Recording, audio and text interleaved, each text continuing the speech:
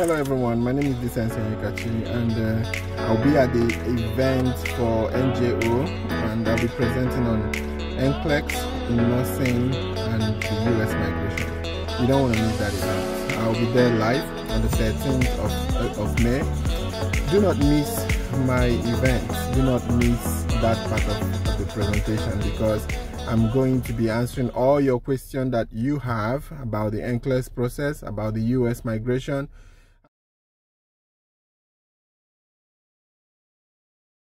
For our time, I'm here to talk about NCLEX. I'll talk about nursing, and I'll talk about the US migration. All of you, maybe most of you, all know that I have played a very key role, not just me, but me and my team. We have played a very key role to people migrating to USA and to UK by helping them out with all the resources, all the materials that they need, resources, organizing trainings for them so that they will be able to take their exam seamlessly and immigrate to the countries of their choice.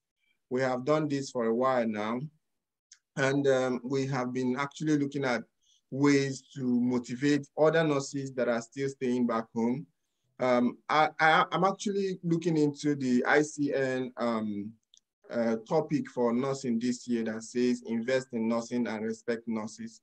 And I see a lot of meaning to it. It means a lot to me as a USA recruiter and somebody who has been helping nurses to migrate, because investing in nursing is something I have done since 2016. I've been into investing in nursing and helping nurses to migrate. But today, I'm going to be focusing on you. I'm going to be talking you. I'll talk about what you as a person need to do, what you need to know about the US migration. There are so many myths, there are so many misconceptions that I'm going to be clearing today. And there are some upcoming events that I'm going to be unveiling. I think this is the first time I'll be unveiling such news to people. You know, I've not even organized a program to let even people within my academy know, but this is a new thing that is happening in the NCLEX world. So like Abiodun said, my name is Decency Onyekachi.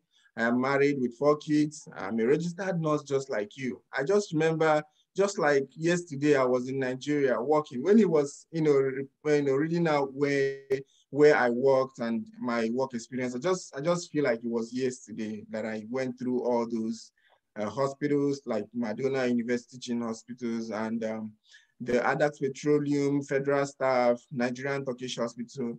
Currently working in the state of Virginia as a child nurse in the operating room, and also work with another company called Central Virginia Beach General Hospital. So this is what I have been doing, and this is who I am. So I just wanted you to get to know me, then I'll get to know, I'll do the program. Maybe when you ask your question, I'll get to know you too. So my specialty, I work in the OR and I work in the cardiovascular operating room. So that black guy in that picture that is working with them is me. So it might not see me very well, but that is actually me. So this is an open heart surgery that we're doing in Nigeria, and that's where we took the picture. Next slide. All right, so let's talk about nursing a little bit. Most of you know that nursing is a thing of the heart. If you check based on salary, no nurse, I repeat, no nurse is paid salary that is commensurate to what you are putting out there, to the risk that you're putting on yourself. You know, the contact hours that we stay with patients, especially in the pandemic, the contact hours that we stay with our patient is actually long compared to doctors that will come and write orders and go. Other dietitians, pharmacists, they don't stay as much as we do. You understand? So we expose ourselves to a lot of risk. There's a biohazard risk. There are so many biomedical risks. There's so many risks that nurses expose themselves to. And then, at the end of the day, you are not really paid the way you should. I'm talking to you, even in the US, nurses are clamoring for increases in pay. Even though if you look at it from Nigerian perspective, you'll be looking at it, nurses in the US are paid very well. But if you come to the US, you find out that nurses in the US are actually clamoring for more pay. So today is the 12th of March, and if you are current with the news, you'll find out that they are having a march. There's a 1 million march in Washington, D.C., where they're having a march there, and most of what they are saying is for people to respect nurses because of what has been happening recently, and also they are also clamoring for more pay because of what they are being paid in their different hospitals. So, you know, nurses still want more, even though you might see that we are being paid well, but somehow we don't feel like that. Some nurses don't feel like that, if I might say. So it's not how much. Okay, nurses are like angels with invincible wings, because if you come here in the United States, you find out that when you walk in the floor, you'll be taking care of like 6 or maybe 5 patients, depending on the hospital where you are. And you know, when I was in Nigeria, I used to hear it's 1 patient and that only happens in the ICU. That you have one nurse taking care of 1 patient. That's the patient ratio. But if you're working in the floor, like med-surg floor, you end up taking like 4 patients, 5 patients, 6 patients, depending on the acuity of the hospital where you're working. So you are that very angel that responds to everybody's need with an invincible wings. So that's the way I see you guys. And it's not how much you do, but what you put, the love that you put to what you're doing. So first of all, I know many people have different reasons for studying nursing. And I wanted to hear from, you know, a few persons to know their reason for studying nursing, but I don't think we have that time now.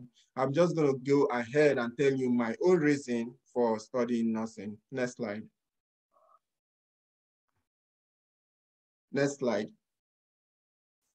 All right, so why I studied nursing. I'm gonna be explaining these things one by one. Number one, nursing is a dynamic profession. There's one thing I didn't want to go into medicine, and then I got kicked out and I chose nursing as a second role. No, I actually wanted to study nursing, and I have my reasons right from when I was growing up. And one of the major reasons is some of the things that I've listed out here. Number one, there is that the profession is dynamic, in the sense that if you look at other professions, they already got to where they are going. There is no more that needs to be done about the profession. But if you look at nursing, it's ever changing and ever evolving. There is a place for you. If you come into nursing and decide to do a research in a particular thing that you find out that people will begin to give you that title. That becomes your field. Before you know it, you have already created a fortune for yourself. But there are professions that you go into. What research do you want to do that has not been done? What would you want to study that somebody has not already written something about it? So nursing gives you that opportunity, because there are several areas and several places, opportunities where you can actually make your own impact, okay? There's numerous opportunities. So opportunity in nursing are so much. You can diversify, you can choose not to become like a floor nurse that works on the bedside. You can choose to go into education, you can choose to go into research, you can choose to go into different areas like office and the rest of them. There are so many areas that you can decide to work as a registered nurse. So, and also you have a flexible schedule. Which banker in Nigeria wake up in the night and say, I'm going to work? Nobody. Which what other profession? Lawyers, they don't work at night. But nurses, because of the flexibility of the profession, you can actually work at night. You can work midday. You can, if you come to the US, there are different kinds of shifts. There are people who work 11 to 11. There are people who work 7 to 3, 7 to 5, 7 to 7, 7 to 6. It depends. Whatever you are able to bargain, that is what you're going to be working. So the shift is flexible, and that makes it a profession that is that carries family along. Because if you have a partner, or if you have a husband that does a regular morning shift, you can choose a night shift to complement that, so that at each point you will have somebody in the house taking care of the home. All right, and there is also opportunity for career growth. Some professions where you have so many people, there might not be enough opportunity for career growth, but in nursing, there is always something for everyone. And innovation. I was discussing with somebody recently, and I said, we're working in the hospital, and someone just decided, oh, there's a regular board that we use to do and operate, like we used to operate on patients. And this guy said, oh, let's not use the board anymore because the board is rigid. Let's use something like a sheet, fold it together and use it. So that guy's name is Budorik. So before you know it, everybody started calling that very particular procedure Budorik procedure. So that guy has already made a name for himself. So it becomes, oh, this guy formulated this thing. This is how he thinks. So if you come into nursing and you look very well at that very particular area where you're working, you'll be able to find out something that needs an invention, something that needs to be worked on. And if you're able to think properly, do your research, come up with a solution to that problem, it becomes a name for you. People will know you for it. And another reason is the reason why most of you are here, money. And most people will not be in nursing if it was a charity work. In fact, let me say 90% of people who are in nursing today won't be in nursing if it's charity.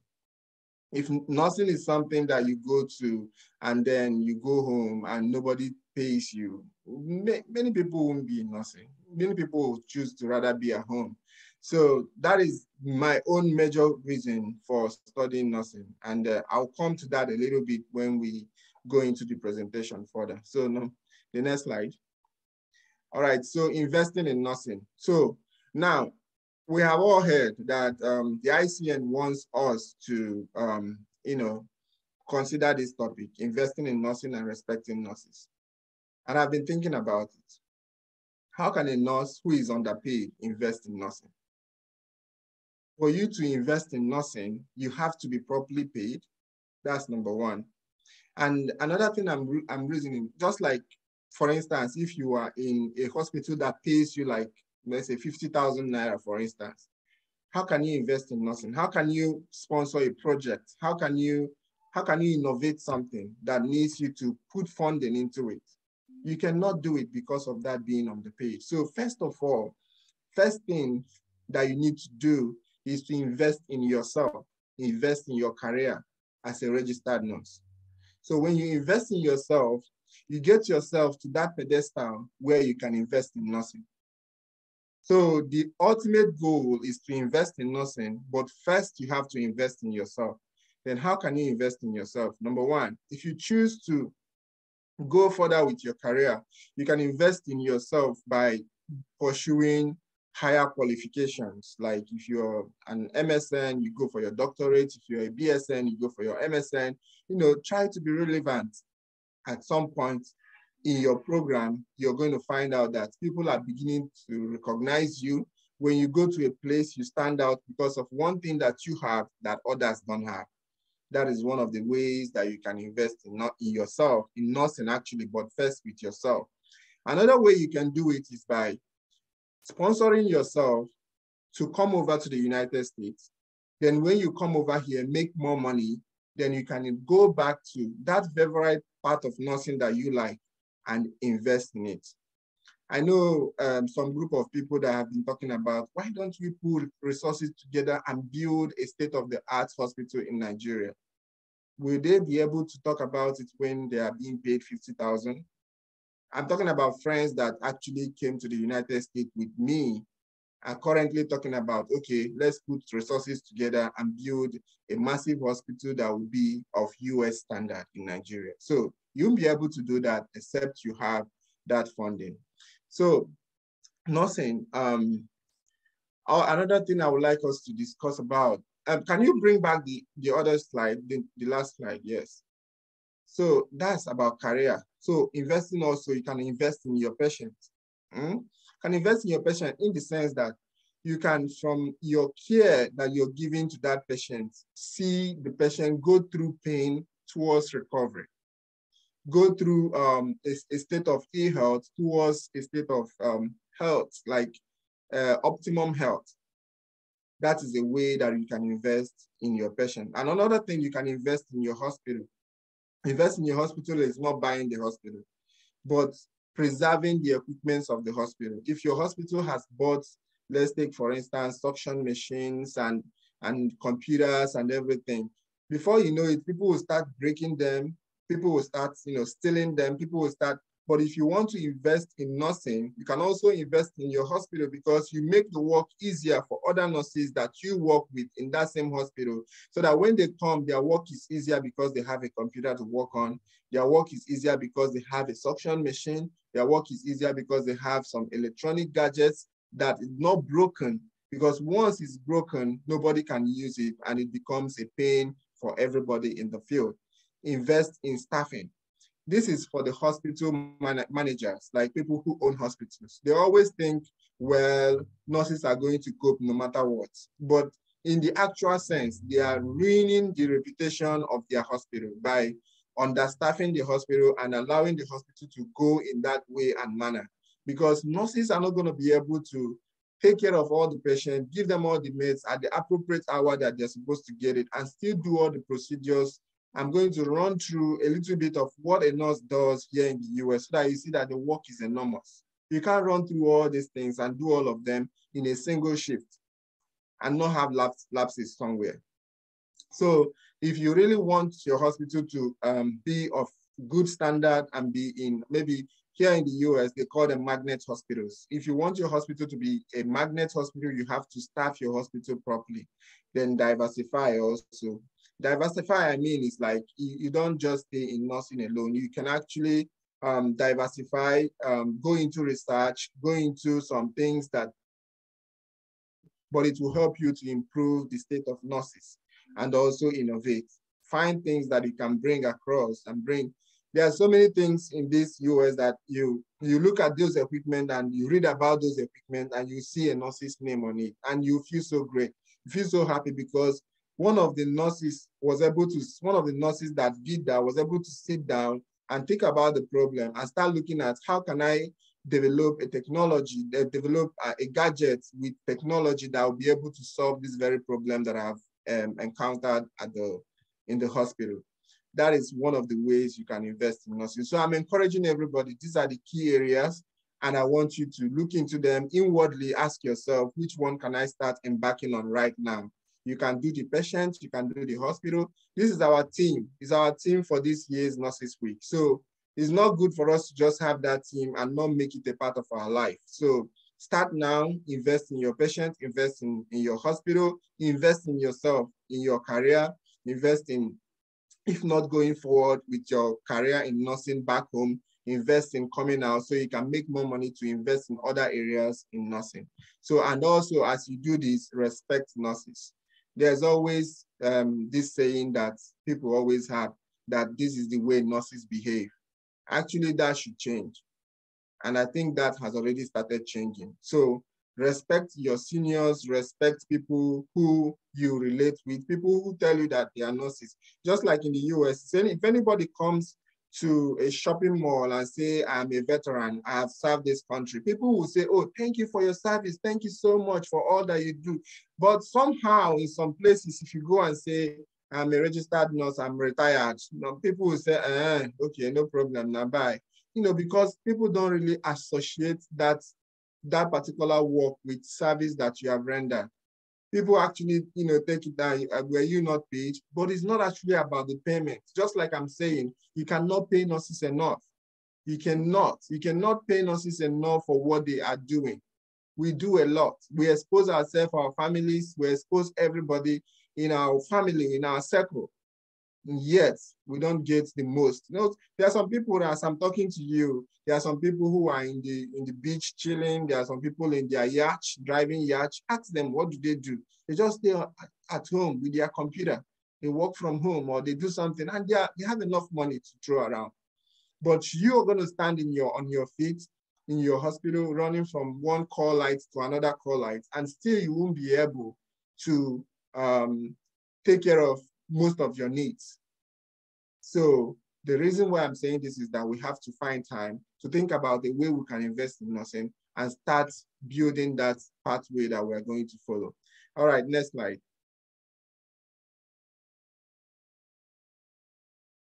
All right, so nursing in the USA, let me not bore you with the other negative stories, but nursing in the USA has been very, very exciting for me. has been very rewarding also at the same time. It's exciting because I felt like in Nigeria, I reached I reached the peak. I worked in National Hospital.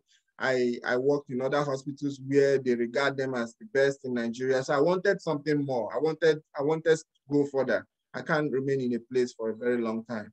So I said, okay, I'm going to go further, and here I am. But it didn't just happen like this. So, but this is where we are. But one of the things that I'm telling you today is that it's been rewarding in the sense that there are so many things that I personally could not do. I could not afford when I was back home, but you'll be able to afford them here.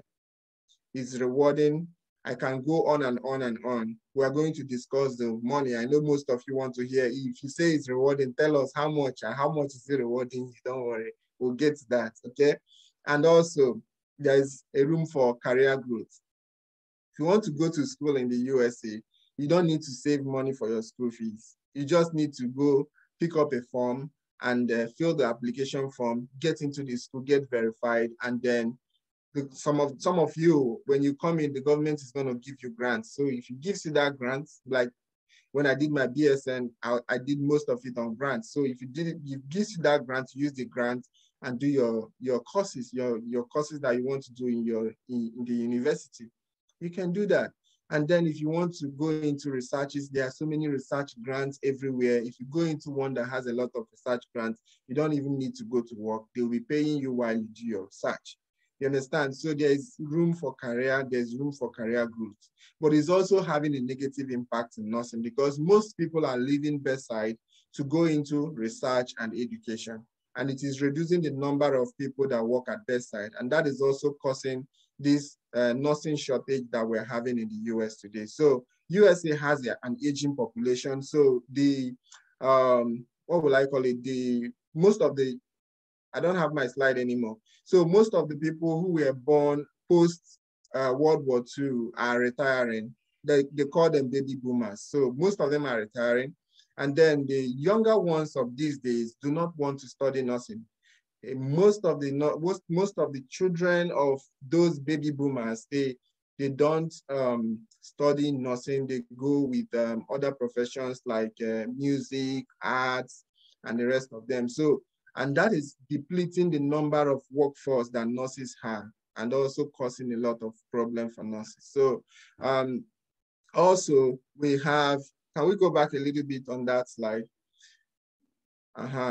So we also have, like, most of the patients in the US are kind of obese. Most people, let me put it. So if you look at yourself, you tell yourself whether you are going to be able to work nursing. So if you want to be able to work nursing, you have to know that you have to be in good shape to be able to deliver that care. So if I'm growing up as an obese child, I wouldn't choose nursing as a profession. I'm not saying it with any thing in mind, but I'm just trying to let you know that most of the patients that you might come across when you come here are actually on the big side. Okay, and nurses here are kind of tech savvy. So that's one of the experiences. I'm just highlighting the experiences that you might, see when you eventually end up here or in any other country. And another thing, the big issue is that nursing in the USA is understaffed. We are short-staffed. There's enormous vacancy everywhere. People are every day looking for opportunities to be filled in their facilities. So we're going to talk about that nursing shortage because you would think that USA should have enough nurses, but we don't. So let's talk about it a little bit. Next slide. So nursing shortage in the US can be because of different reasons. Number one is location. There are so many locations in the US that are very cold. People don't like to go there, like Alaska and the rest of them, Maine, those that are close to Canada. People don't want to go there. People want to go to places that are like, Texas, California, warm, temperate regions, and they like staying in those areas. So to make that Alaska area will have less nurses. And because they have less nurses, what it's going to make is that those areas like Alaska will end up paying nurses more to be able to attract nurses to come work in their area. So, and also we have demand, for nurses that is greater than the supply. So most school of nursing they are not even seeing students to enroll in their program because nobody wants to study nursing. You don't want to go and, because one of the things that you notice these days is that IT is coming up as one of the best jobs. You know, when I say best is like rewarding. IT. Somebody can stay in his house and develop an app that people can chat on, and they call it Twitter. And before you know it, somebody will buy it about how many billion.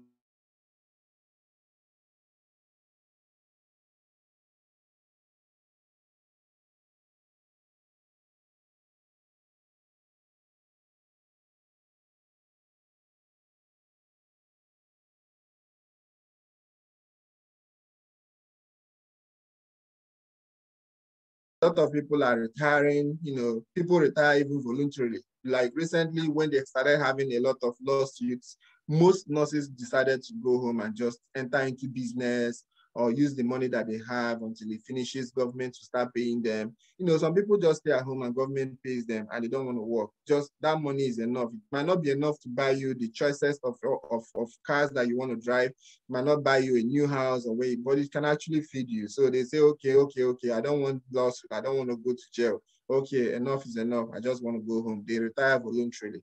Okay, and also there is career advancement. Many people go into education. So we're actually having more people going into, I want to be a lecturer, I want to be a teacher, I want to teach in this university, and that is enough for them. And people that don't go into this, I don't blame them because most of them are in their childbearing age, going to work, having to beg for every little hour that you want to go out, to go to get groceries. You have to beg your manager, please, can you let me go out and pick my kid from school? All those kind of things, you don't do it when you're teaching in a school, because if you teach in a school, you're going to either be teaching remotely, like on virtual classes, or you just be one of those people that, you know, marks the courses that is being done in the university. So you don't have to actually be present in school. So you can do your school run, you can do your groceries, you can clean your house, you can do anything you want to do without having to seek for permission from anyone. So people are actually going into education, and is depleting the number of nurses that are in active service, okay? Then also another thing is burnout and stress of the job. I've been in an area in a hospital where somebody came to work and be like, you know what, I'm done. Went to the manager's office and said, this is my resignation, I'm not working anymore. Why? Because the person came to work and found out that the patient that they gave him to handle was the same patient he has been handling, and everybody is running away from the patient. I said, no, I'm done, I'm not working again.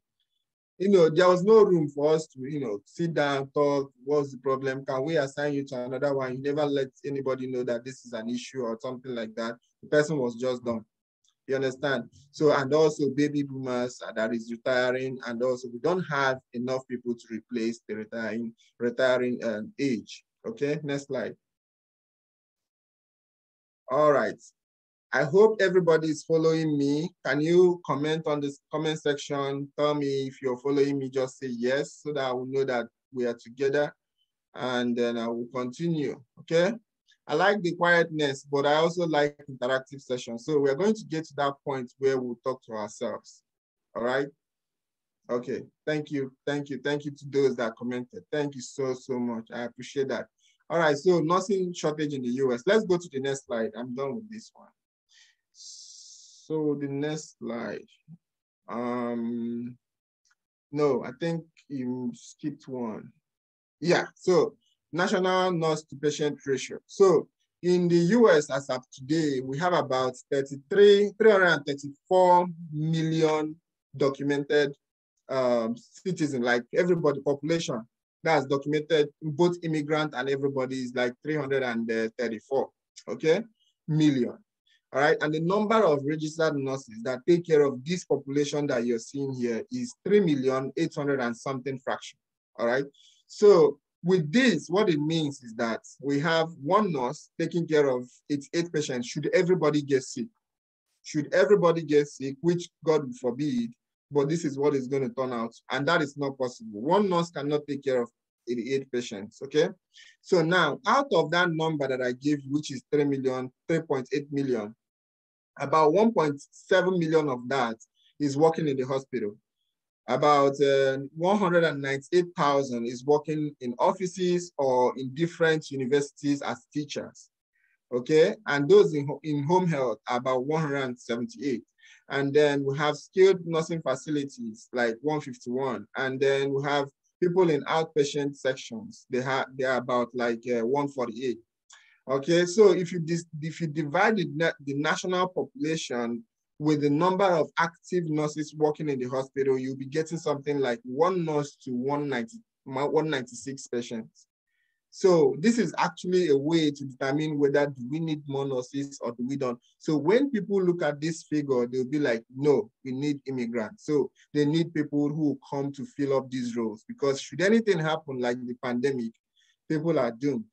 People that will care for people will just be quacks. You understand? So the best thing to do is to get more people from elsewhere, like from other countries of the world, Africa, Philippines. There's no hospital you will go to in the US that you will not find a Filipino. They are everywhere. Okay, so they are one of the people who have embraced exporting nurses as one of the ways, one of the will I say one of the natural endowment of the country. The country is blessed with enough nurses, and most of them, if you find the good ones, the ones that they work very well when they are at work, they bring out their heart to work, they work. You understand? They are just like the Africans that, they are just like Nigerian in Africa. So when Nigerians come here, when they want to work, they bring out their heart to work, they work and they'll make a lot of money. And even some of the nationals here will be jealous of them, because they'll be like, you that came yesterday, you are all here, and then me that have been here, I've not been able to achieve half of what you've achieved, because of the resilience you came with, because of the strength, the vigor, the energy, determination, and motivation that you came along with. So this is national nurse to patient ratio. And that suggests to you that there is need for US to balance the equation a little bit by getting more nurses to get into the hospital system. And this is just a research that was carried out by Marymount University. And I think by this time, after the pandemic and with all the lawsuits, these figures will be more depleted right now. So let's see what the solution to this nursing shortage is. Next slide. So the solution to nursing shortage, the only solution to nursing shortage in the US is you. Now, the question is, Abiodun said something. Abiodun said, yes, there is a brain drain in Nigeria. And then he said something like, we are not doing this program to encourage brain drain. Yes, we are not actually encouraging brain drain, but if Nigerians have good leaders, they can tap into this pool of wealth. I will call it wealth because nurses are like assets to Nigerians. If Nigerians can explore means of training many people in the nursing profession, we have teachers that are not even ready to leave. We have people who are back home that wants to continue teaching. So why not expand these schools? Why not encourage more people to be in nursing, learn nursing, export those people abroad and have them pay a certain amount to the government? So these are actually ways that government can actually look at. Most countries are doing it. That Philippines is doing most of the budget of that country might be coming from export of manpower, resources.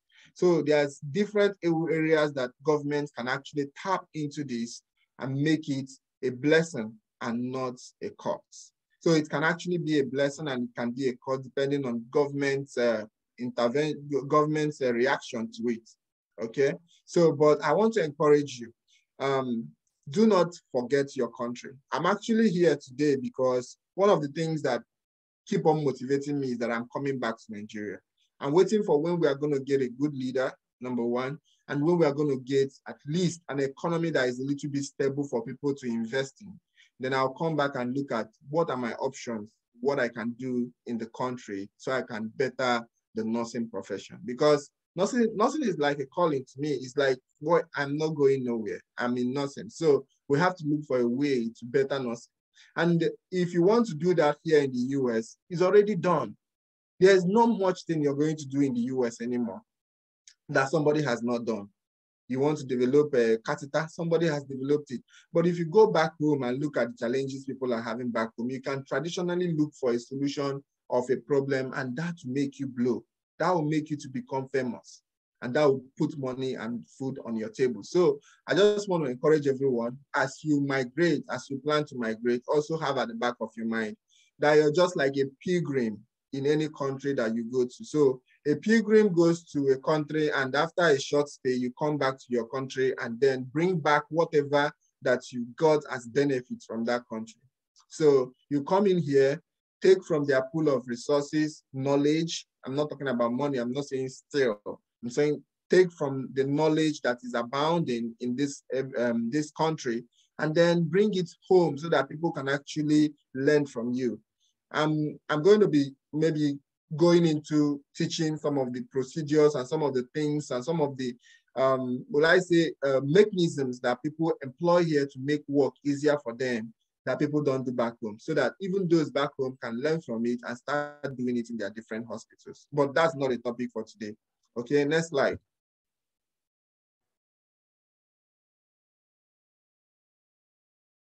Next slide.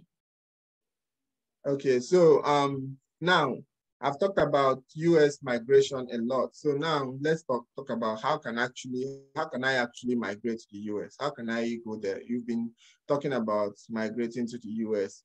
Now tell me how I'll be able to do that. Okay, so you have the right man on the steering to tell you that, and that is me. So I'm going to explain all the pathways that you can use to migrate to the United States, and then I would concentrate on one for the purpose of time. Because of time, I will concentrate on one. So number one is going to be through the NCLEX pathway.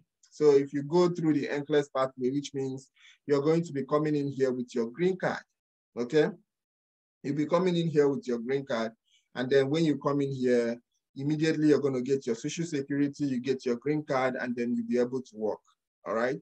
So the NCLEX pathway, I will explain it a little bit, and then the CGFNS pathway is seemingly like NCLEX pathway, but the problem with that is that you have to take about multiple exams. So after taking the NCLEX, you still have to, after taking the CGFNS exam, you still have to take the NCLEX exam. So which is like doing, instead of going straight, you're just doing like double for one, very like getting two for the price of one, you know. Then another one is the school pathway.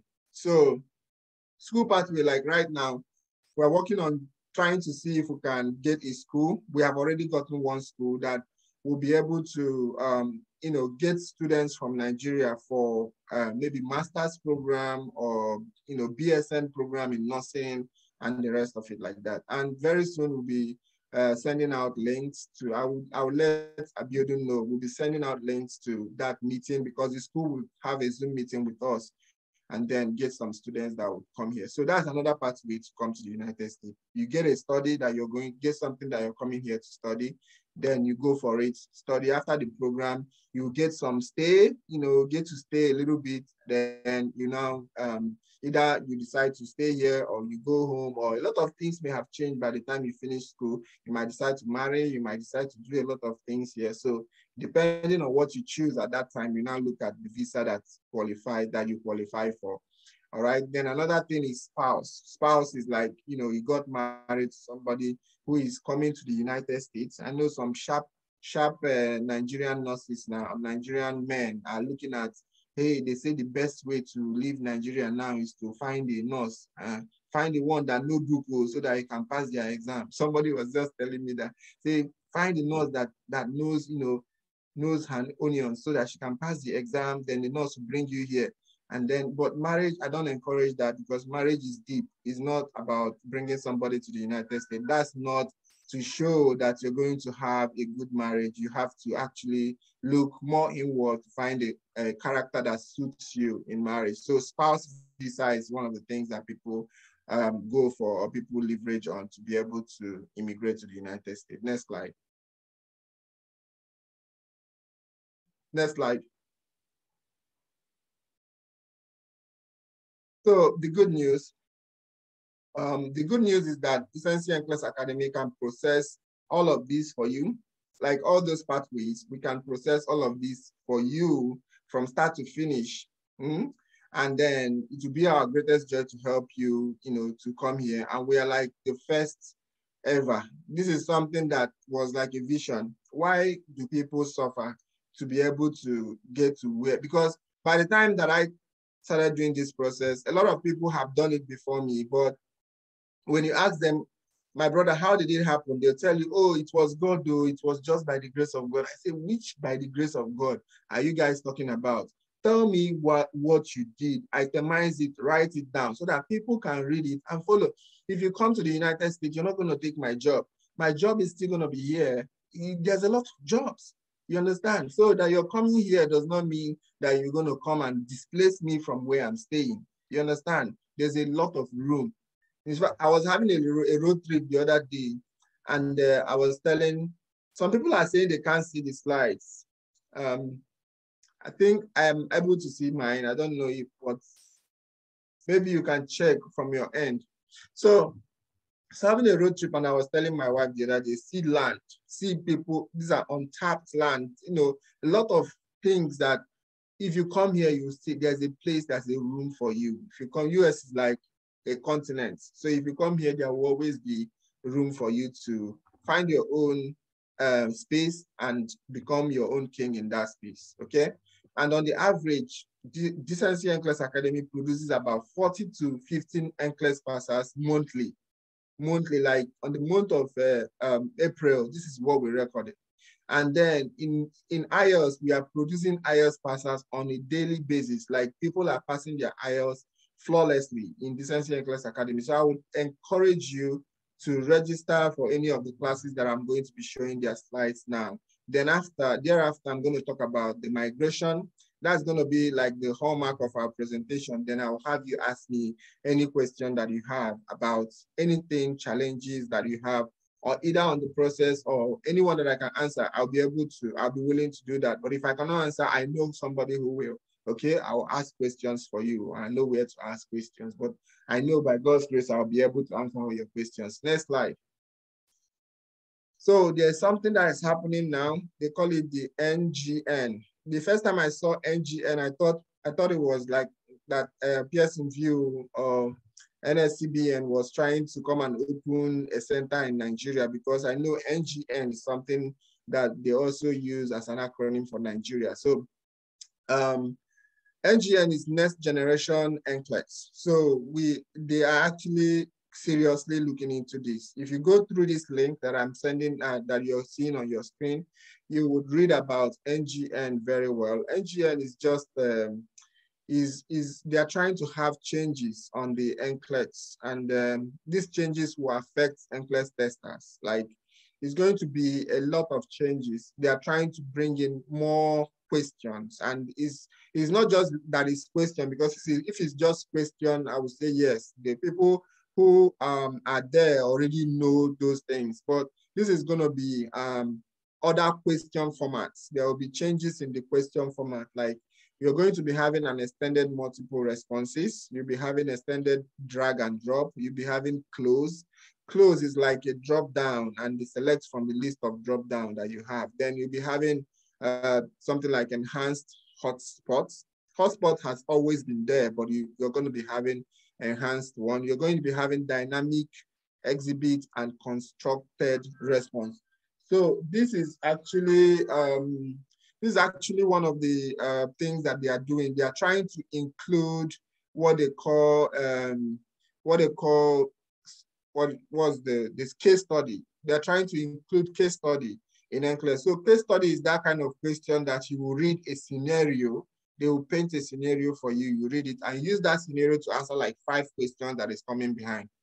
You understand? So I know you've met some questions like that. You read a scenario, they tell you that so person was rushed to the hospital on arrival, it was a full code, and then the patient has this, that, and then this was given, and then the nurse discovered that this other one that they gave was not right. They will try and coin a lot of things into that question so that they can use it to ask about 5 questions that are coming behind. So these are some of the things that is going to be happening. So keep an eye on that. It has not happened yet, but when it happens, it's going to be a reason for a lot of people who don't know about it to fail NCLEX, because it's something you didn't expect.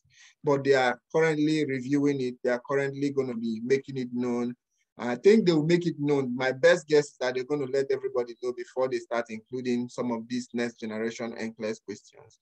But if they don't, I assume that the changes that they are going to make is not going to be up to 5% of the actual exam that people are taking now. So 5% of the entire question of NCLEX might be changed, but that can impact someone. So keep an eye on that if you're really studying for NCLEX, or be in an NCLEX group like ours, where we'll be updating you about some of these changes as they unfold, because we always keep an eye on that. All right, the next slide. So we have a program called Project Start to Finish, where we help people from the time that they decide to pursue their USRN dream. Then they continue the program till until they are all ready to test for NCLEX, like when you get your ATT. So Project Start to Finish is something we brought together to be able to bring everybody that have the same goal together in one group, and then have them ask questions from time to time. And then we assign a specialist. There's a personalized specialist who are assigned to that person that will guide the person all through the process of registration, CGFS, everything that the person has to do. There will be somebody that you can ask questions and somebody who can guide you. All right, the next slide. All right, so this is one of our classes. This is a beginner's class, NCLEX content review class. So this class is very good for somebody who doesn't know his whereabouts in NCLEX. It's a very good place to lay your foundation. And the class is very cheap. It's something that anyone can afford. Most of your kids go to school and their lessons is like more than 5,000 Naira. So if you have 5,000 Naira to better your future, I think you will jump on it. And this is 5,000 Naira for 7 weeks. So I would, suggest that for anybody that wants to join the NCLEX program. This program is very good. It will help you to build your foundation. And then from there, you can build on that same foundation with other classes that will have the mastery class, we have the rebranded class, we have the about to test class. All these classes were put together to be able to help you in different stages of your NCLEX process. And remember, when we went through the NCLEX, we didn't have much resources and much help that like you guys have today. And the reason for more and more success is because by the time that we went, a lot of people used to go, but they don't pass. And what used to happen then is people go fail and then they relax. They will never talk about it. Then they will never tell anybody. And then they will, they will just relax and they don't, want to pursue the process again. And from my research, it is very difficult to get somebody who have failed NCLEX to try again. So it's better that when you want to try it, give it your best. If there is a review class that you need to go through to be able to make sure that you have all the knowledge that you need, go through it so that you can actually pass your NCLEX. Because once you come back and you don't make it, the morale is going to be low. The thought of how can I find money again to travel, the thought of how will my friends see it, how will my husband, my enemies and everybody, that will compound your reason for not wanting to continue. So first try, make it the best try. Okay, so next slide.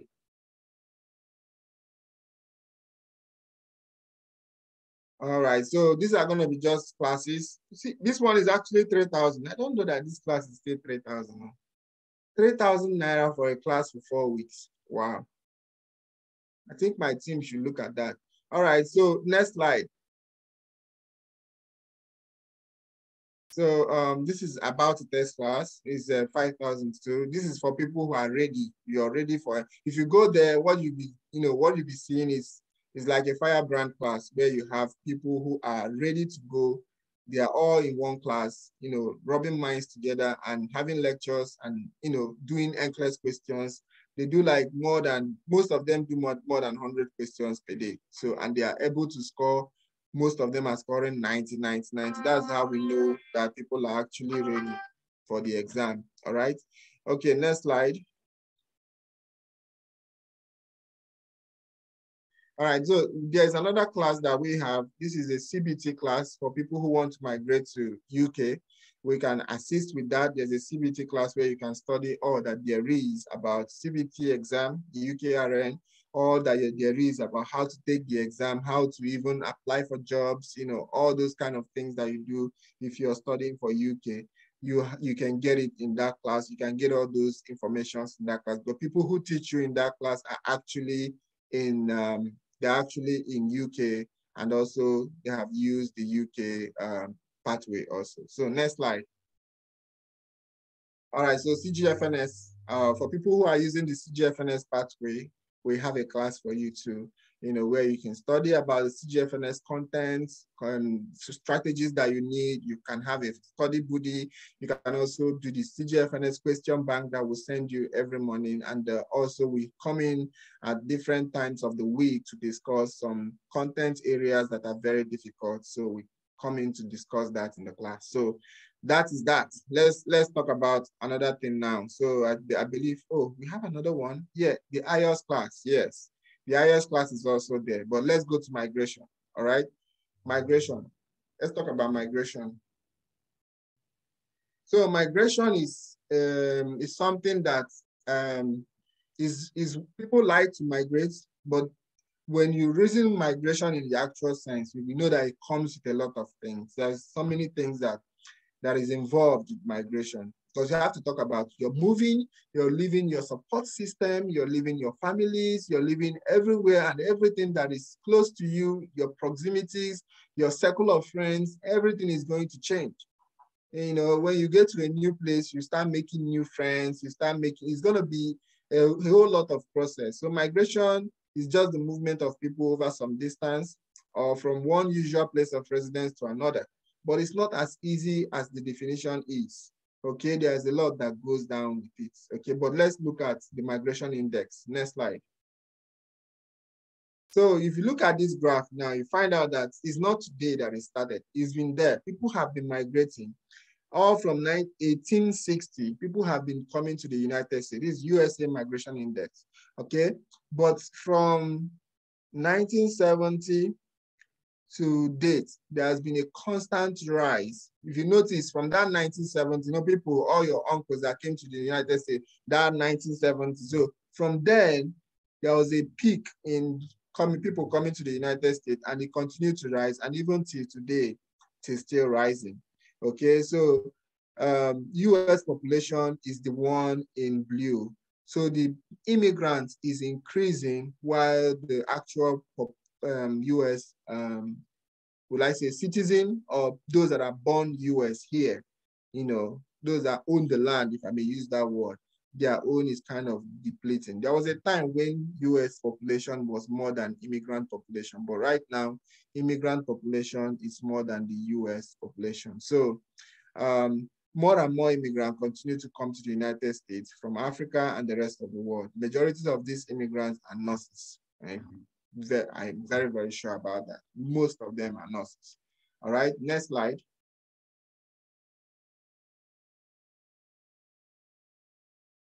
All right, so let's talk money matters. So this US that we're talking about, how much they even pay them? How much? Why am I even killing myself? Okay, so from 2010 to 2013, nurses were earning a little above like $5,000 around that time. Then around 2014 to 17, the price, the monthly salary for nurses increased to like, you know, let's say around 7,000, 8,000-ish kind of thing. So, but by 2018 to 2020, there was a jump in the monthly salaries to like, let's say somewhere about $18,000 per month. Then at 2021, the thing has risen to $20,000. So most nurses that you might find in the US, especially those doing travel nursing, most of them earn like $5,000 a week. Most people earn more than that. I know somebody who was at that time when the pandemic was on, person was earning like $10,000 every week.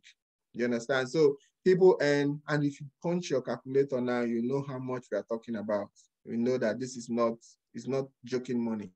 Okay, so people earn as much as you can work. So right now it is currently at $20,000 per month, actually. So a lot of people are jumping into it. If you're ready to travel and mingle, go to places, that is for you. You can earn as much as you want here in the US. Don't earn so much. If you come here, don't be like one of my Kenyan friends. This guy worked Monday to Monday. He worked Monday every time this guy was at work, especially that time that was pandemic. But do you know the funny thing? We don't know how that guy died, but he just one morning he didn't show up to work, and the friends started looking for him, and they went to his house, and not really his house, his hotel room, and they found out that he was dead, just like that. So make a balance. Make a balance. It's not all work and no time for yourself, no time for family. You can have to make a balance. US money does not run. The way people are catching that money now, that is the same way you will catch it when you come. So don't say, oh, the money has already finished, or no. Yours is waiting for you. By the time you get in here, you're going to find out that there is still more from where those people are getting from. And people are actually lacking. They need people. They really need people. That's why price is going up. So one of the things that hospitals do, like where I'm staying in Virginia, what hospitals do is that they listen and find out how much is this hospital paying, how much is that hospital paying, then they add like $5, on top of it, so that it will make people to choose them over the other. Because right now, I tell you, most people are working for the money. If you have policies, don't worry, I'm going to give you this, I will give you food at work. People don't want to listen to all that. Don't give them food, put money in their pockets. That's what they want to listen to. Okay, so people earn as much as that in a month. That's a random analysis for travel nurses over a period of time. Okay, next slide. All right, so overcoming migration anxiety. So there's this anxiety that comes by that time that you're ready to travel. You may not know now, because now you're pursuing, let me travel, I want to travel. No, by that time that you are now, okay, settled, it is tomorrow, your flight is booked and everything, there's this anxiety that it will dawn on you that, one, you are going to leave your father, you're going to leave your mother, you leave your family, your brothers, your sisters, and you travel. Before you see them, you have to save money and save your flight and be able to travel home, all those kind of things. So by that time, you'll be finding out, oh, there is this kind of anxiety. Should I go? Is it worth it? Will I die there? What will happen to me? What will happen to them and the rest of them? So all those things will be coming. But this is the way. There's no way you look at moving that makes it look like easy. It's not easy. You always have something, to feel about moving. Okay. But the first thing to do is to prepare for the transition.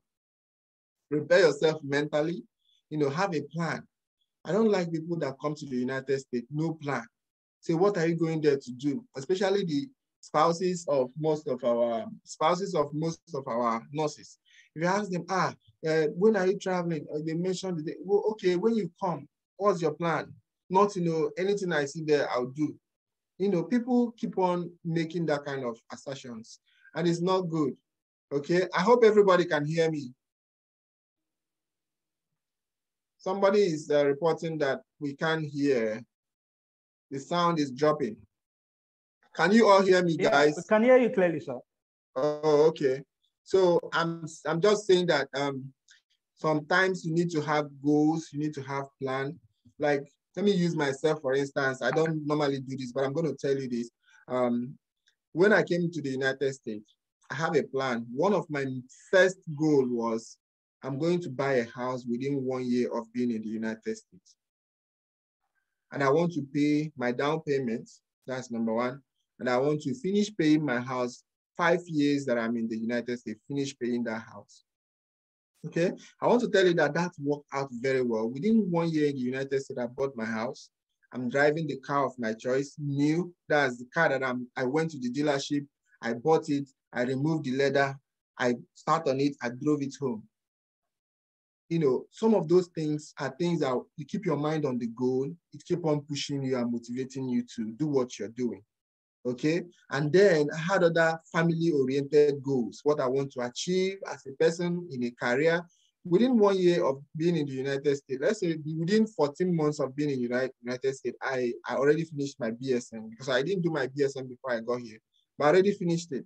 Then I'm doing my MSN right now. I'll be done in December. So there are so many goals. Just put your goals for yourself and you keep on pushing, and then you see things going well for you. So prepare mentally, prepare spiritually. I'm somebody that believes in God. So I assume that you guys do believe in something. If you don't believe in God, pray to something you believe in.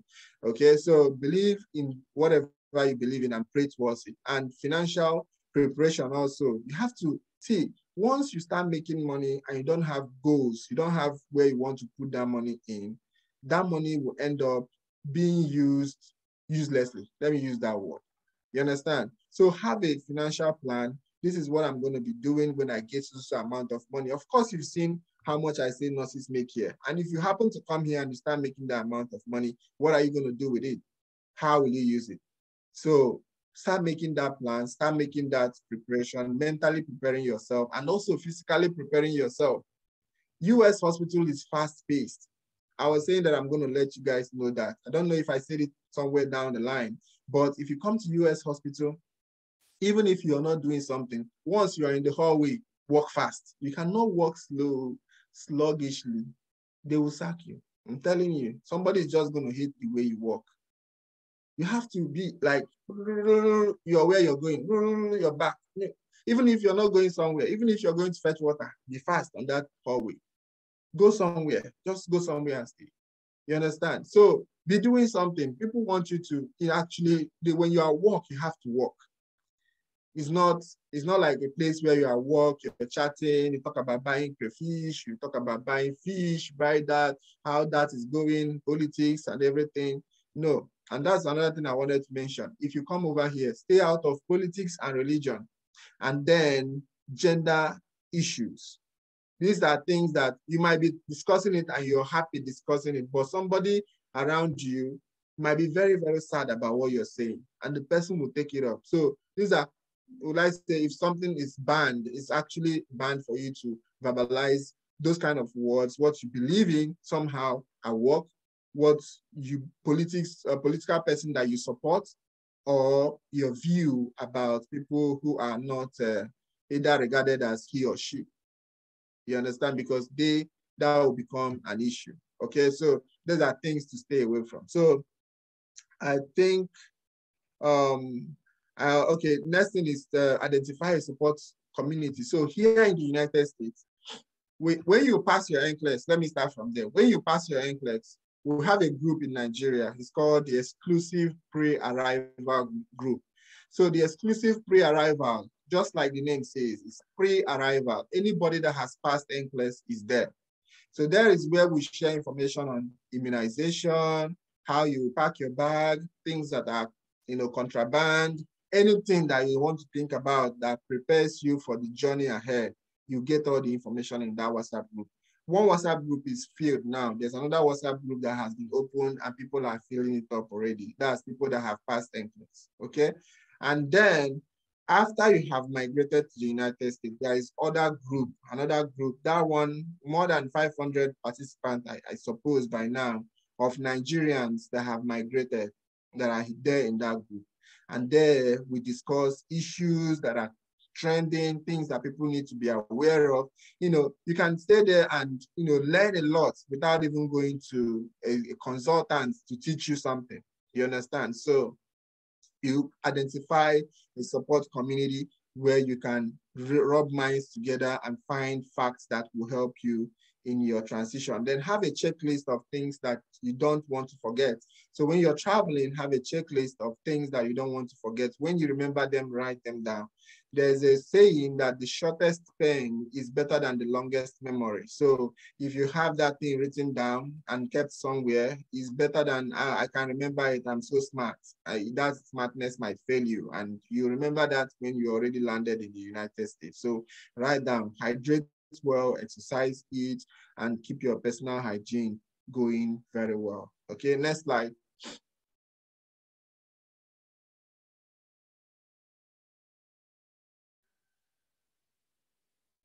So nuggets, these are some of the things I put some nuggets for you. So beyond relocation, we need to acknowledge the emotional impact of migration.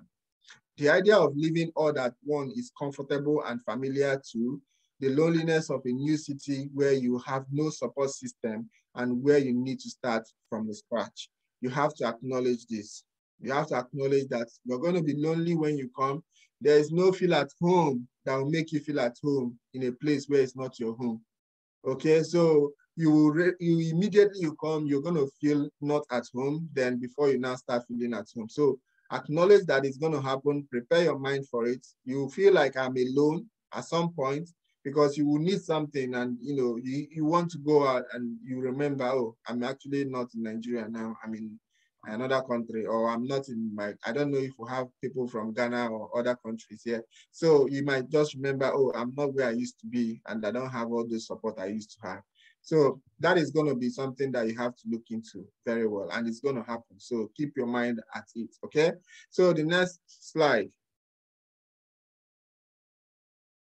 So there are 12 identified challenges that nurses face when they come to the United States. I'm going to mention them to you guys, and you can note it down. You can keep it in mind if you want to, but these are things to prepare yourself for. And I believe it might be the same thing for people who want to travel to UK, okay? One of the first things is the electronic medical record, the EMR. EMR is a computer system or computerized system of documenting patient information and patient procedures, drugs, and everything that you have to do for the patient is already computerized and documented. I'm happy that some hospitals in Nigeria and other countries are beginning to use EMR as a means of documentation, but not many hospitals are doing it right now. So, and the EMR that is being used in Nigeria is not as sophisticated as the one that are used elsewhere in the world. Okay, so I've seen the one that are being used in Nigeria. I've worked in a hospital that use EMR. So, but when you come over here, you're going to meet a variety of EMR. And if you're somebody that likes traveling, if you want to travel like a travel nurse, you have to be acquainted with different EMR, because you might move from one hospital to another and they tell you, oh, this hospital is using Senna. Oh, this hospital is using Epic. Oh, this hospital is using Uptime. So they have different EMR that you're going to be encountering. So you have to be used to it, okay?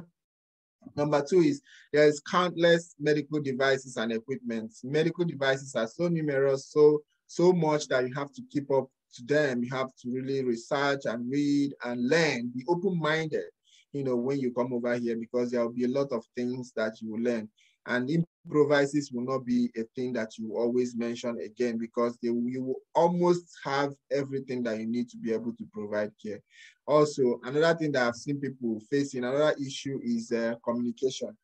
How will I be able to talk to people when I come over here? Well, what I would say to that is when you're able to pass your IELTS, if you're just able to pass your IELTS, just have that confidence that you can actually communicate to people and they will understand you. The only thing that I feel that this country has, again, in their communication is the tone.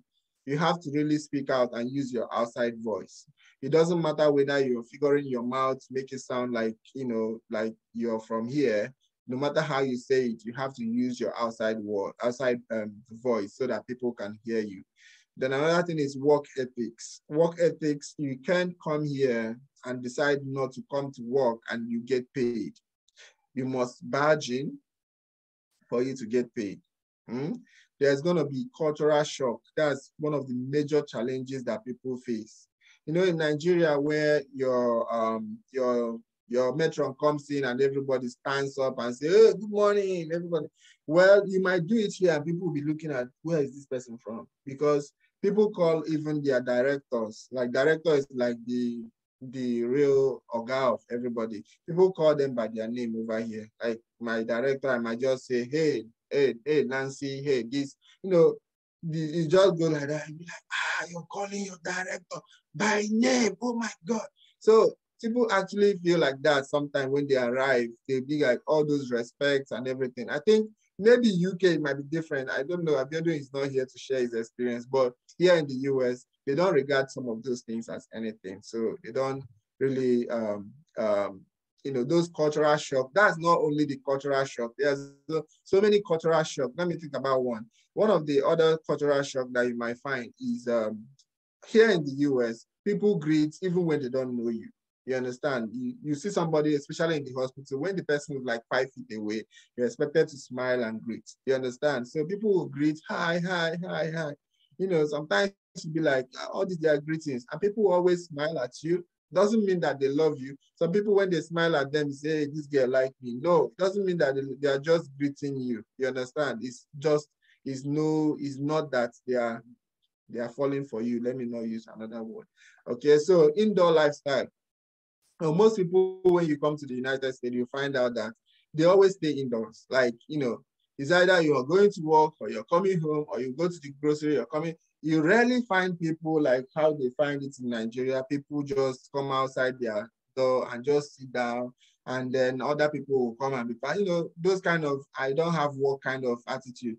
What everybody has, either you're going or you're coming back. If you come back, you go inside your room, that kind of thing. So it's somehow like that. It's somehow like that in the United States, okay? So just get prepared for it so that if you have a neighbor, if you come here, if you have a neighbor and every time you come back from work, piam, to the neighbor's house, every time, at the time, the neighbor will start seeing you as a nuisance. So everybody stays, there's something they call personal space. You have to give everybody their personal space, okay?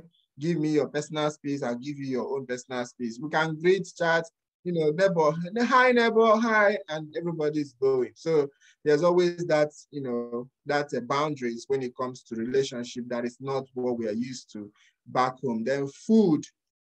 Well, there's something that, people always do when they're coming here, and I don't blame them. People always like buy a lot of food stuff, like one big bag full of gari, one big bag full of that, this, that. It's a lot actually. But if you come here, most of the time you notice that you won't even be eating that food as regular as you want to. And the day that the food will finish, that's the day that you want to eat it, that you start looking for it. But the good thing is that most African stores here try to sell things that people from different countries like Nigeria want to find. So depending on where you are, depending on the part of US where you are going to find different African marts where you can actually get some food from, okay? And then religion. Religion is something that is personal here. I'm a Christian. Back home, Nigeria, when I was growing up, I used to do morning cry. There's something they call morning cry. I don't know if a lot of you are generation what? I don't know what generation now. I'm still young though. So back then, you can come out and disturb your neighbors with your microphone and everything in the morning. But here, people don't have that kind of disturbance, right here. You can actually, if you want to profess your religion, just make sure that the person you're saying it gives you permission to go ahead, okay? You have to ask for that permission before you can start sharing your religion. Ask if it's okay for me to share my view about my religion, and if they say yes, then you can continue. Clothing. Clothing is something that you have to look into when you're coming here. Okay, so most people actually buy Nigerian clothes a lot. Like before, when we were coming to, I spent close to close to 500,000 sewing Nigerian made wears, like Nigerian. I'm telling you the gospel truth. I've not worn most of those dresses. I have not worn most of those. This is like my third or fourth year in the. I've not worn most of the dresses that I sold when I was coming, that I was busy packing dresses that I'm going to come over to the United States with, because there's no function that will fit those dresses that I can go with them. So, and also most times you're going to work, you just want to be free. Wear your shirt, wear your pants, and wear your shoes, and there you go. So you can be free at work. And some people, when you have to wear scrub from home to go to work and scrub back home, you do it like that for 5 days in a week, and then the other remaining 2 days, you just want to rest one day, and the other day, maybe you go to church, and the hustle continues. So you might not find yourself wearing most of the clothes. So if you don't really have much money, clothing is not a place where you spend so much money on, buying clothes. And then finding a good clothing here in the United States is something that is very cheap too. So you can actually explore different clothing stores where you can buy clothes. But dressing is something, and also dressing for the weather is another thing. So US weather, depending on where you are, some places are temperate, some places are very cold. So like where I am, we get little of everything. It can be sunny right now. Before you know it is very, very cold. Everybody is running. So it changes anyhow. So when you are in places like that, you have to, before you go out, listen to the weather forecast, know what's going to happen today before you know what kind of clothes you're going to wear. Then dating. Most of you come in here and you're not married, and then you want to, mingle, look for places where you can find your soulmate and so, or whatnot. And then you look at work. Most people are working, either married or they are divorced or they have one bad record at company. So one of the things I want to say about dating is, if you really want to marry from here, make sure you ask your question very, very well, because most of the people that will come to you that are Nigerians that are here might be people who may not have the document. They just want to marry you because they want to get documents. And once they get the document like papers, green card and all that, they will tell you, oh, I was married before, or, oh, I don't really love you, it was just for the papers. So make sure that if you fall in love, you are falling in real love, not the other one. So you will find some things like that. So, and also educational recognition. I've seen somebody who is she has a doctorate degree in nursing in Nigeria. And when she came over and she signed up for bedside, she was busy arguing in the floor. And that's how they threw the person out, said, no, we can't have you saying some of these things that you say. That's not how we do. But your qualification in Nigeria, for it to be recognized in the US, you have to go to educational sector and do your transcript verification. But if you want to stay in the floor, like in or this, and start bossing them that you are a matron where you're coming from, or you are a doctor of this where you're coming from, it's not going to work, because there everybody has their patient. You just have to care for your patient and hand over your patient and go. Okay, weather is another thing you have to think about. When they post you to a place where you're going to be, think about the weather. How is the weather there? Am I going to be able to cope? If you're somebody that don't really like cold temperate areas, please make that clear and known to people who are bringing you here, like your agencies, and so that they will be able to put you in a place that will suit you, not a place that you will go and one day they won't find you at work because you're feeling cold. Another thing is childcare. So here in the United States, one thing is sure, you're not going to have as much support as you had in Nigeria. So you're going to get yourself ready for that. There won't be support like, Nigeria, you can easily pick up your phone and call somebody and say, can you come for holiday? And the person comes and take care of your children, or you go and get a maid. There's nothing like maid here. You can have nannies, but you have to pay for it. You understand? But you don't have maids, like people you're doing a favor to feed them. You're just doing them a favor because they are eating your food. You can't have such people here, okay? Because if you do, you find the police knocking on your door and you'll be convicted of one child trafficking thing or the other. So you cannot have mates. You cannot have, wards that don't go to school, that just what they are doing for you is cleaning your house and they're taking care of your children, okay? So you're going to learn to do it yourself, okay? And doing it yourself is not only when it comes to taking care of your children. Most of the things that, like if you buy a house like me, most of the things that there is in the house, if you want to really save money, you have to learn how to do some stuff. Like you have to learn how to fix your TV, mount your TV. If there's anything broken and you cannot fix it, and you have watched TV, watched YouTube, and it's something you cannot do, that's when you now call for help. Because some of those labors at home is pretty expensive. They charge like travel nurses. Like most of them, I've had one come in to check something in my house, and I know when we are discussing on phone, the person was saying is $150. And I said, okay, no problem. And then when he came, he said $150 for an hour. I said, $150 for an hour? He said, yes. I said, okay, just do everything within 1 hour and get out, because I don't want you to spend more than 150. I don't want to spend more than 150. And then they end up, they will check this, they will go to their car, they will keep on until so that it can enter the next hour and you have to pay for that next hour. So if you learn how to do it yourself, you save yourself more money when you come to the United States. So that's the challenges that people have, being able to do all these things and being able to live with all these things, the negative impact. Some people get depressed when they come to the United States, but with your support system, with the kind of group where I mentioned, where we have a community of nurses who are having the same challenges you're having and also discussing how they have overcome that challenges, I think you will have a smooth transition to the United States if you have such support, okay? All right, so next slide, please. Okay, so one of the nuggets that I would give about this is you have to be open-minded, be teachable, don't argue. Don't argue. When you're being taught something at work, do not argue, just accept, and move ahead. Don't try to stay there.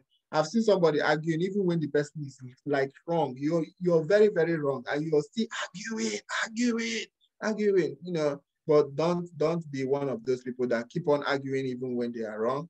Okay, and don't take it one day at a time. So it might be a lot to swallow when you come for orientation and they show you this, show you this, show you this, show you this. Don't worry. One of the things I told myself, I looked at when I came to work, looked at all the nurses, and I said, wow, all these nurses now, who told all of you that I'm not match up to your standard? Because I feel I had the strength, I had this energy, because most of them, caffeinated, they'll drink coffee in the morning and they look so energetic. They'll be running from one pillar to post. Without that coffee, they are nothing. But me, I'm just a normal person trying to help myself do my job. And I'm able to, stand the pressure of doing that job. I don't think there's any much thing that I will be able to do at work anymore. So I think if you just make up your mind, take things one at a time, you'll be able to go through. Then never stop reading and ask clarifying questions. Whenever you're in doubt, ask questions. Instead of doing it and then after they tell you it's wrong, ask questions. And if the question you're asking becomes too much, just try to tell them, well, we used to do something like this in Nigeria, but it's not exactly the same equipment. I just want to see how you do it with this equipment so that it doesn't look like you don't know it at all. You understand? So ask your questions. And then the next thing is link up with our post-transition group here. So next slide. All right, benefits of working in the United States. I know most of you will like this, okay? I will not discuss them in details, but these are some of the things that you're going to be experiencing if you come to the United States. Number one is career growth. Most people that come here, the first thing they do is academics. You find out most of our, I don't think there's anybody that have come to the United States that is in our group that is not a BSN holder. But most of them in Nigeria, they weren't able to do that. And here they are. And not just there, they don't stop at BSN. They are pursuing their MSN immediately because the resources are there. It's easy to do. And you can actually do it and work and still make some tangible projects and meanings to your family and all that. So they are able to do all that. So another thing is real estate. Like I bought my house. In 5 years, if I want to sell this house, I can sell it or either rent it out or sell it, then get another house. You can do that. You can flip houses, old houses, you can get them. And then, but you have to learn. You have to go to a kind of training, learn how to flip houses. There's an old house, you restore the house, and then you sell it. You can do this on the side as a side job, and you'll be smiling to the bank every day with your money. Business opportunities, like some people do some car auction. It's like there are a lot of accidental cars here in the US. Most of the cars that people actually bring to different countries might be accidental cars. They will buy it, fix it up, and then export it out of the country. So you can also do that if you want to do business, okay? There's something, again, they call franchise. I know all of you know McDonald's. McDonald's is one of the will I say, the shopping outlet that I can use to give you example of a franchise. So you find out that in different areas of the US, you might find out just in one city, there might be about 11 McDonald's or 10 McDonald's.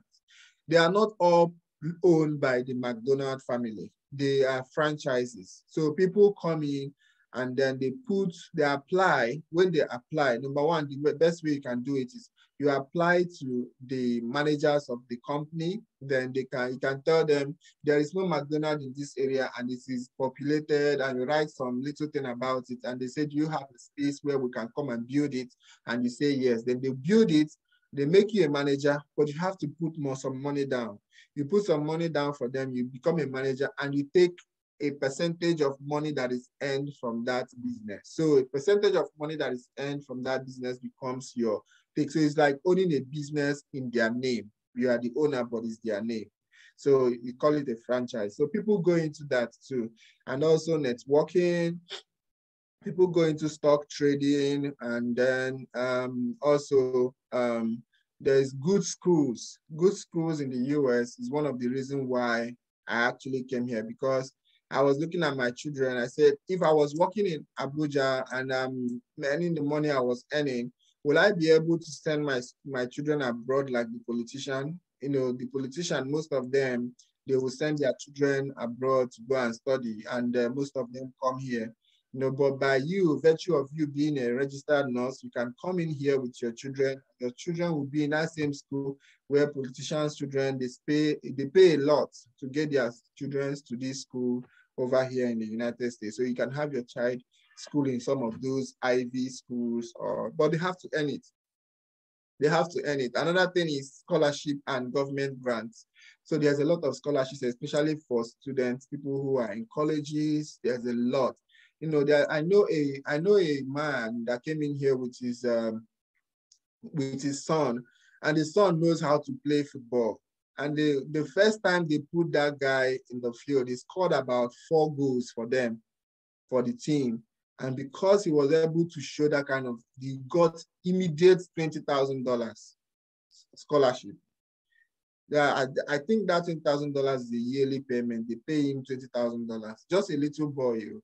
So you can imagine, you know, if you are somebody that your child is good at sports and very athletic, you can encourage your child because they will identify those talents at school, and somebody is going to pick it up and start paying for the person's academics. Okay, next slide. Okay, DNA clinical adaptation. So this is actually something I tell my people: do not joke with your USRN. It is your life wire in the United States. Okay, do not joke with your BLS, your ACLS, and other certification. They must all be up to date and non-expired. You cannot work with an expired license. Okay, so when you come over here, make sure that your licenses are active, and make sure you have your BLS, ACLS, and other certifications. Certification I mean is like, if you're in the OR, you have your CNOR. If you are in MESOD, you have your MESOD certification. If you're in PACU, you have your CPAN. All those other qualifications, you have to make sure you're up to date with all of them. They are very important. Okay. Then next slide. I know I've taken our time, and the thing is looking like, you know, the slide is not finishing. Don't mind me. I used to talk a lot, and when I prepare my slide, I talk a lot too. But this is actually a slide that we can actually skip if we can talk a little bit. Let's interact a little bit. We can, if we have more time, we can go through this. This is just like a workflow in the US. What it is like in a regular day in the US where you come to work. What do you expect? I try to go into that to try to tell you people the clinical expectations, what you should expect when you work in the United States. But before we do that, I would like the moderator to let everybody that has any question to raise their hand so we can interact. I will know if I have been talking to myself. That would be painful. But I will know if I've been talking to myself, or I have people that have been listening to me. So let's hear from you, or let me hear from you. Ask me your question. Thank you.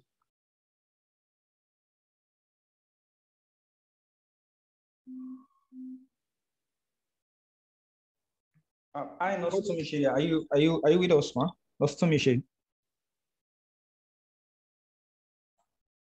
Okay, please, if you have any question, you can just identify yourself by raising up your hand, and then you will be called to unmute your mic and speak.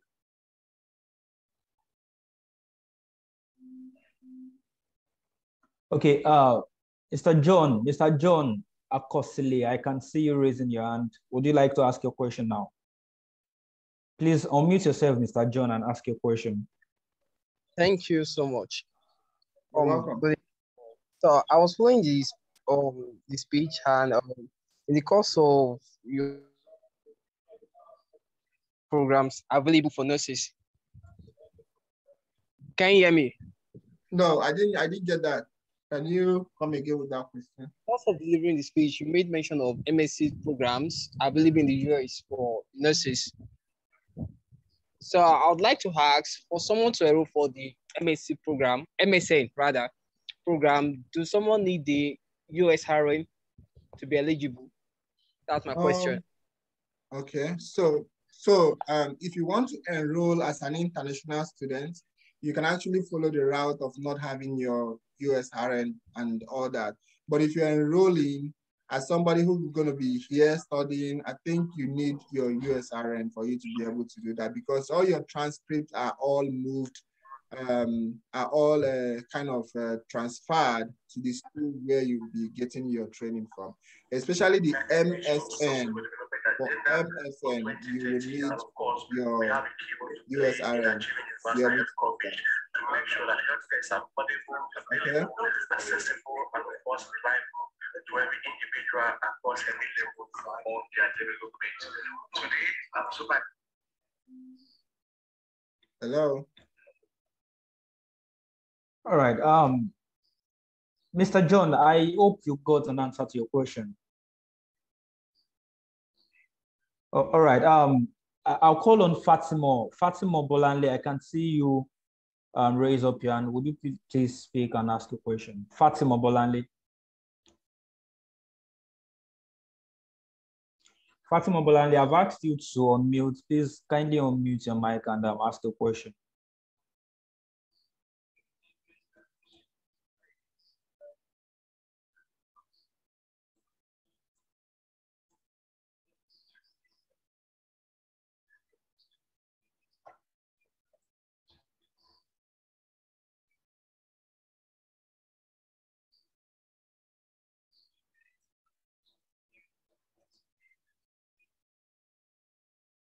Okay, before Fatima asks a question, someone is asking on the chat platform that he said, concerning the school pathway, is it possible to get 100% scholarship for masters in the US? It's possible, but you would need to apply for that. And for you to qualify, a lot of people are actually out there shopping every day for scholarship programs. So you have to join to shop for it, apply for it, then you get it. But no school will be offering international applicants 100% scholarship. So what most schools will be doing here in the United States is to give you some kind of discounts, but most international students actually end up paying most of their fees by themselves. So I would say, yes, it's possible, but it's not always readily available to people who seek it. Okay. All right. Thank you so much for that answer. Nose O, please, can you go ahead and ask a question? Okay. Thank you so much, Toby. Now, Decency, please. I want to ask. I have two questions. The first one is I've been hearing rumors that Nigeria, the Senate, they want to ban nurses from traveling outside the country. Please, how true is this? Because the day I heard this news, I was so scared. Like I was imagining, and say, why would they do something like that? Please, how true is this? Okay. Do you want to ask your second question so I can take both of them together? Okay. Then the second question is about the NCLEX. Do you need to pass the NCLEX before the job applications and getting of a what do you call it?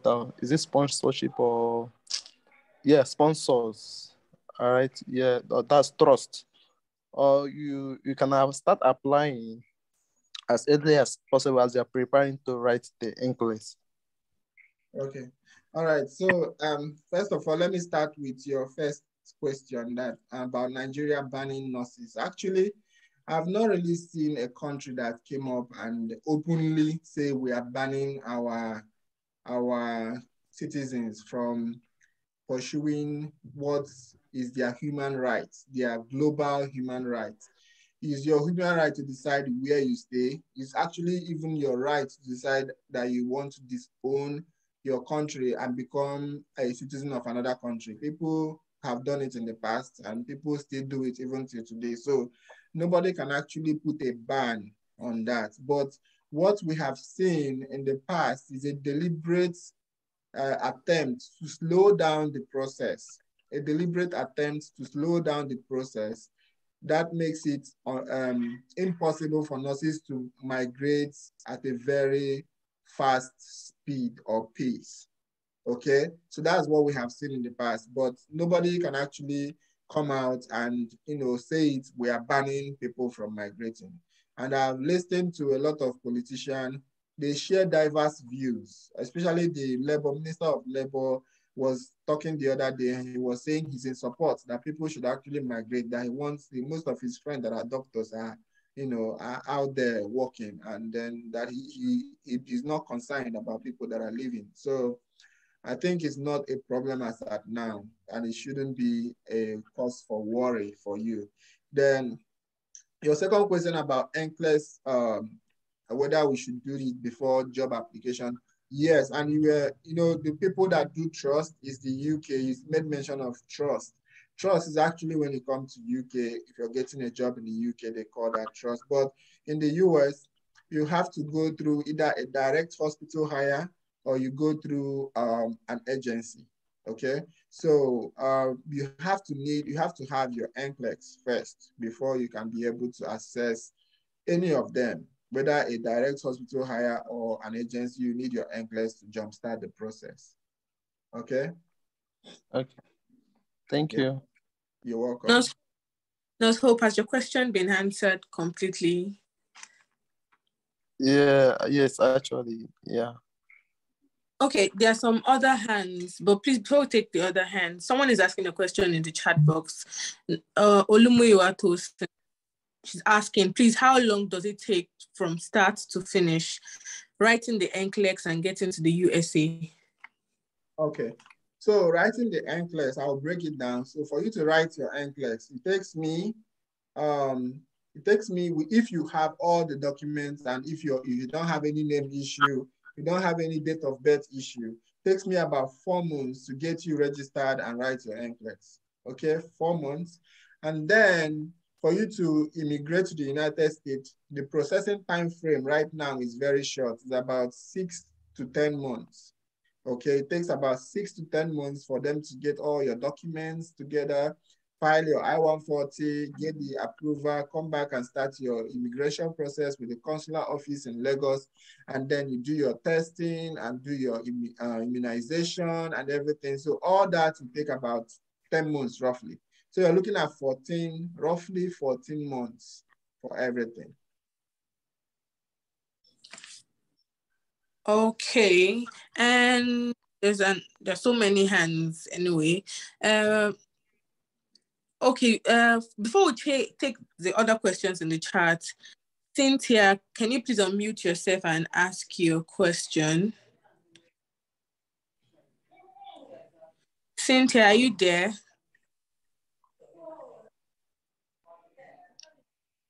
Cynthia, can you unmute yourself and ask your question? Okay, while waiting for Cynthia, we'll just go over to someone else. Fatima, can you unmute yourself and ask your question?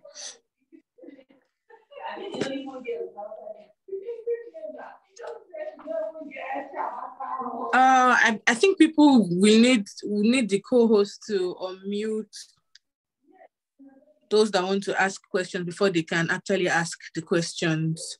But for then, let's have a look at the chat box. Okay, someone is asking, Bamidele Priscilla is asking, will it also take 14 months for someone who is already in the UK? Yes, that is the processing time frames. If you have not started anything, regardless of where you are, it's going to take you about 4 months to do the registrations, and it's going to take you about 10 months to do the immigration part. Yes, your question. So the only thing you gain by being in the UK is that you don't need to travel to write the NCLEX. You can actually apply and write it there where you are. Okay, people, so we don't have to wait for the co-host to unmute before we ask questions. We can actually drop our questions in the chat box and I'll read from there. Someone is saying, can I apply with just RN certificate?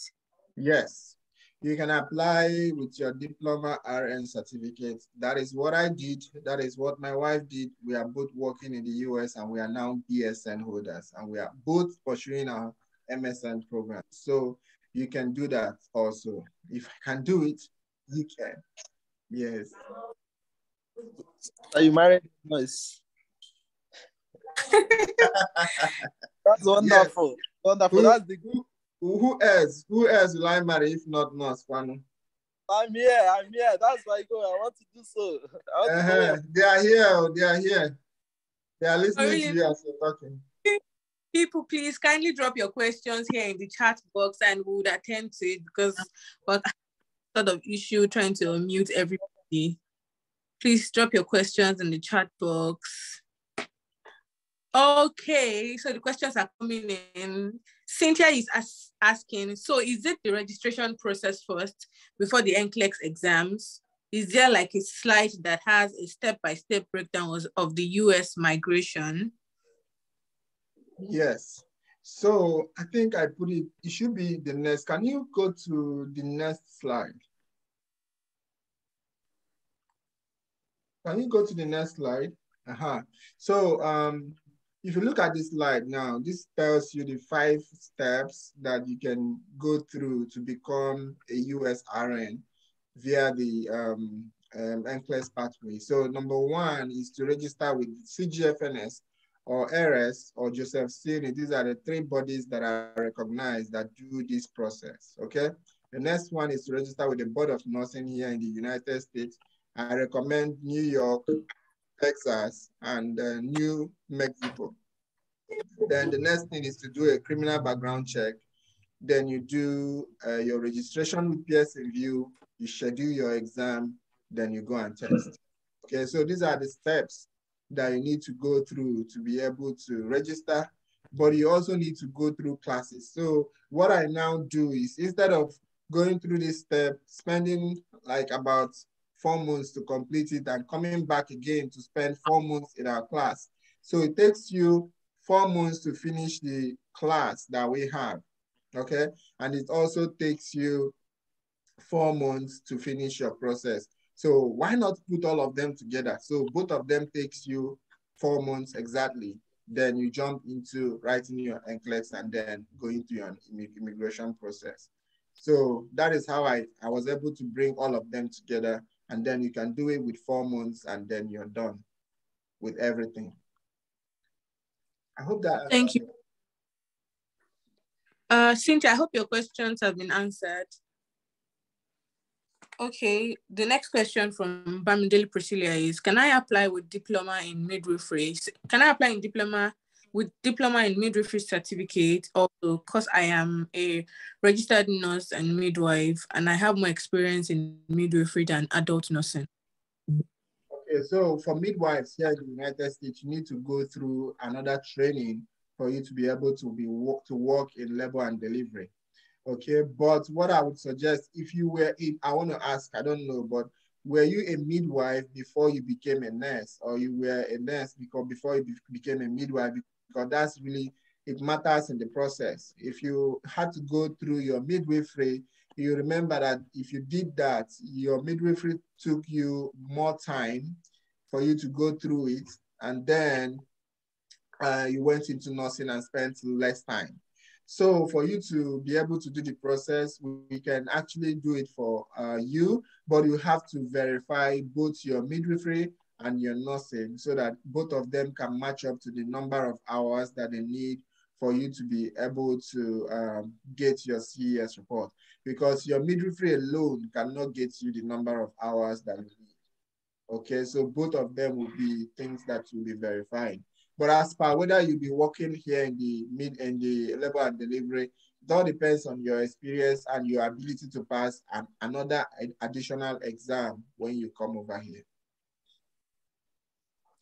Okay, I think Cynthia is really not satisfied with the answers, but okay. it will not really be possible to unmute everybody at the same time because we want to try to avoid the first situation that happened. So we'll try as much as possible to answer all our questions or by dropping the questions in the chat box. So, and if there is any more verifications that you need to get, I really hope Mr. Decency will be happy to go extra mile because it's quite late already. I know. That's why I actually stopped, because I looked at the time and I noticed that the time was fast. And we have so many questions coming in, so many questions coming in. People are really eager to know more about this US process. So many questions. I'm actually here. I actually called out today to be with you guys, so I can spend more 30 minutes answering questions. I don't mind. So if you're here and you have more time, then that's okay. We can.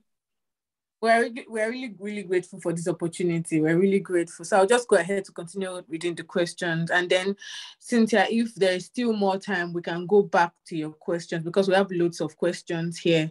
And someone is asking, Divine says, please, what are the documents we might need for the process? Okay, so one of the things that you need for the process is, number one, your registered nurse license. Number two, your international passport. And number three, your birth certificate. These three things are very important for the migration process. And you must make sure that your names are the same in your international passport, the same in your birth certificate and in your license. We always have issues with people who come with different names and people who come with different date of birth. So if all the things that are in your licenses are correct and they tally with other documents that you should have a seamless process. It shouldn't be difficult for you to go through the entire process. Okay, so you need these three things for you to be able to start. Okay, and the next question is about gun violence. I think everybody's really worried about their safety. And Ade is asking, at the same time, if Naya is asking the same question, Ade is worried about gun violence. So she's asking which states are safe, or which state is best to practice as an immigrant nurse. Okay, so for me, there is no best state. I was talking to somebody that just came in yesterday. I was telling the person, see, God can locate you anywhere you are. There is no best state. The only thing that you have is people who go to a place and make use of that place, what resources they have around them in that place. Then the another thing I would advise you, as somebody who is coming in to the United States, do not go into a very populated cities. Like now, if I bring some of you and put you inside New York City, where maybe the Wall Street, where everybody is walking fast and in the morning, everywhere is crowded, you will just run back home because you haven't really like come to terms with your migration process and everywhere is that crowded, that busy and everything. So first of all, when you come in and start with the smaller cities. Okay, if you start with the smaller cities, by the time that you are, just like somebody that is learning how to swim, you know, you don't start swimming from the deepest part of the ocean. You have to start swimming from that shallow area where your leg can touch the ground. Okay, so that if anything happens, you just stand up on your feet. But concerning gun violence, well, I've been in the United States for close to 4 years, and I've not witnessed any type of violence. Okay, I've not witnessed workplace violence. I've not witnessed gun violence. I've not witnessed anything like that. But I watch the news like you, and I hear about those things. So what you have to do is, thank God for this age. We all have computers. We all have phones. Anywhere you're going to, put that place in your Google and ask Google the crime rate rating of maybe Virginia or the entire cities of the United States, and you will find you have a global view or a kind of a general view of the entire cities, and then you can now decide on where you are. I know some states are less violent than the others, but I won't be able to mention one state and say, go there, they are less violent. It's everywhere because everybody in the United States has gone. Those that their head is correct has gone, and those that head is not correct has gone. So if people have problem with people, you know, in the olden days in Nigeria, if I have issues with you, we'll fight and we'll use our fist, okay, and fight, and until somebody is tired and they say the person has won, and the person will get up and go home as a loser. But today, in our present day, if you have any issue with somebody, they don't fight with their fist anymore. They get gun and they come and shoot, and you don't even get home, you know, from that very particular experience. So the only thing I can say is when you come into the United States, know your circle. Don't go to where they did not call you. You understand? Not when you see there's a place you'll be driving through, you know that this area is not safe. You just drive through that place and go. But by the time you come down and start relating, interacting, by that time you can have chances of somebody, stray bullets touching you or anything. But as far as I know, the police in this country, they are very, very good. Once you call 911, wherever you are, you will have police around that area, and whoever that is the culprit will be brought down. But the problem is before that culprit is brought down, how many havoc has happened? Okay, so the best thing to do is do not go to places that you suspect, your instinct tells you that this place is not safe. Okay, and then there are cities where you can browse, you find out that they have low crime rates. But crime can happen at any place, violence can happen at any place. Just be mindful of where you go to. All right. Thank you, sir. Yeah, I think it's clear enough. Okay. Go ahead. So the next question is, does US need IELTS? If yes, at what point? Okay, yes, US needs IELTS, but it will be after passing your NCLEX because IELTS expires in 2 years. So if you pass it and you don't pass your NCLEX, then that IELTS will expire and then there will be an issue. So I always encourage people, you take the IELTS exam after you must have written your NCLEX and passed. Okay, so you need it, but it's after your NCLEX. Okay, thank you, sir. So someone is asking here, Aliyah is asking, I have started the CGFN process. When I was about to pay the fee, I left it for the UK journey. An agency helped me with it. I want to start all over again with you since I have not paid the fees. I hope I can start with your agency. Yes, you can start with us and we can continue from wherever you have stopped on that process. Even if you have your access denied, we can recover your access for you and then start from there and do your process, okay? Okay, so we'll go next to the next question. It says, is BNSC degree in Nigeria recognized in the US? Yeah, people ask me that question every time, and I want to ask them, recognized in what sense? So I don't know in what sense that they are saying recognized. BNSC is recognized if you want to study further. Like if you want to come from Nigeria and go forward and do your master's here, and you already have your degree in Nigeria, you can effortlessly go into that.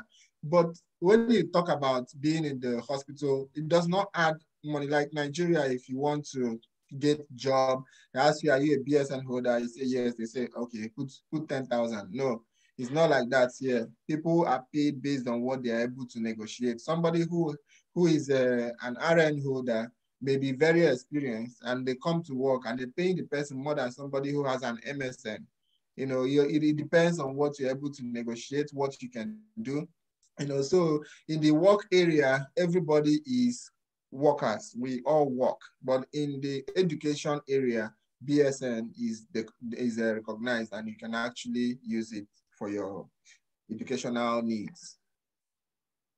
So I would say that probably your RN diploma certificate is the background of whatever you need. Exactly. Exactly. If you have a BSN other than the RN, it's still okay. You can use it to process, process your coming here and process your working in the US.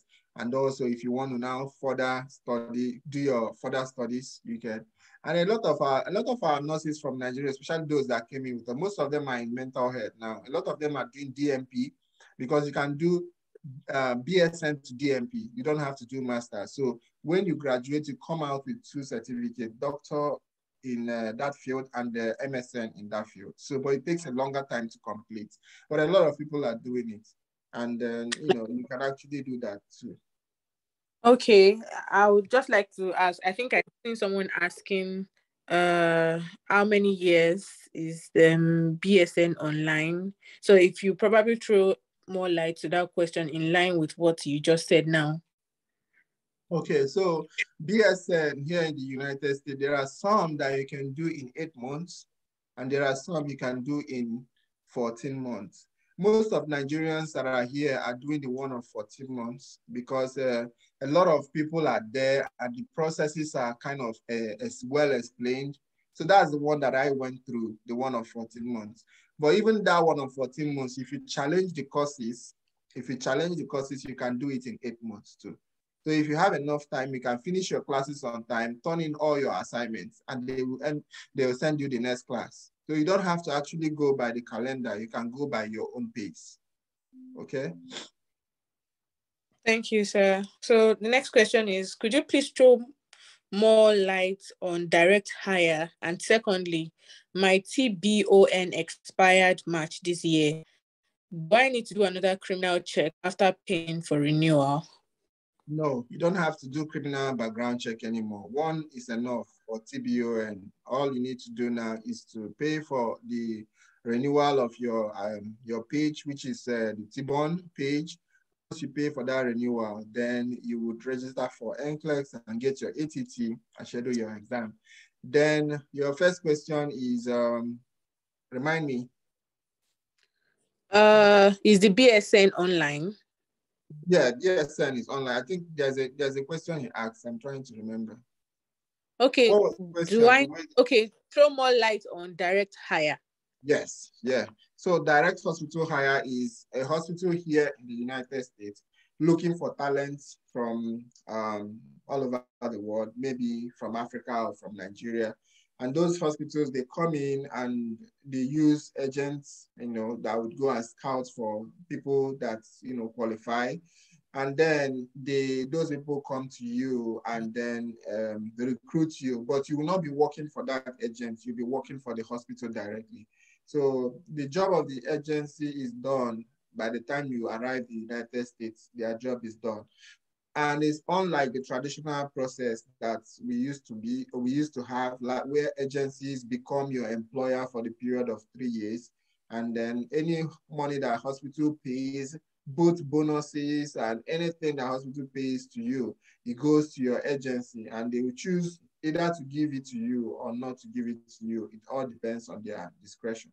Because most times you may not even know that such monies were paid unless you were given that money or you, because people hardly discuss their salaries here in the United States. Like, it's hard for you to find a co-worker and you guys are talking and the person say, I'm paid $45 or I got a bonus of $1,000. So people get those bonus and they just close their mouth. Nobody talks to anyone. So it's hard for you to actually know that you were paid something. So these agents are the one giving you whatever you deserve. But those agencies also have their own advantages. They have things that they're able to help out with, which you being in the hospital is like you are alone. The hospital may not give you the support that some of the agencies can give. I'm saying some because most of the agencies are actually not so good to speak well of, you understand? But some of them are actually trying and they listen to their people to know what they can do to better their situation. And they give you a kind of an adaptation course where you feel that somebody is always with you when you are coming into the United States instead of being alone, as is the case of people who might be under the direct hospital hire. Okay. So that's it. I hope I answered that question. I think it's answered. If I'm speaking on her behalf. So someone is asking that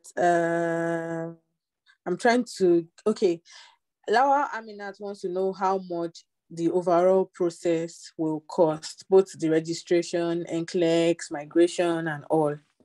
Okay, so it will be kind of hard to say, but most of the process, because of the dollar rates and changes, we've done processes for people and they fall below 1 million for everything. And recently it's been crossing above 1 million naira. But this is not much. This is not money that you pay immediately for everything. You pay them in stages. Okay, like for instance, you do your registration with CGFS and you complete that process and you don't have money again, you can choose to wait until you have money to continue the process. So, but one thing I always advise is with any process that you start, make sure you finish it, okay?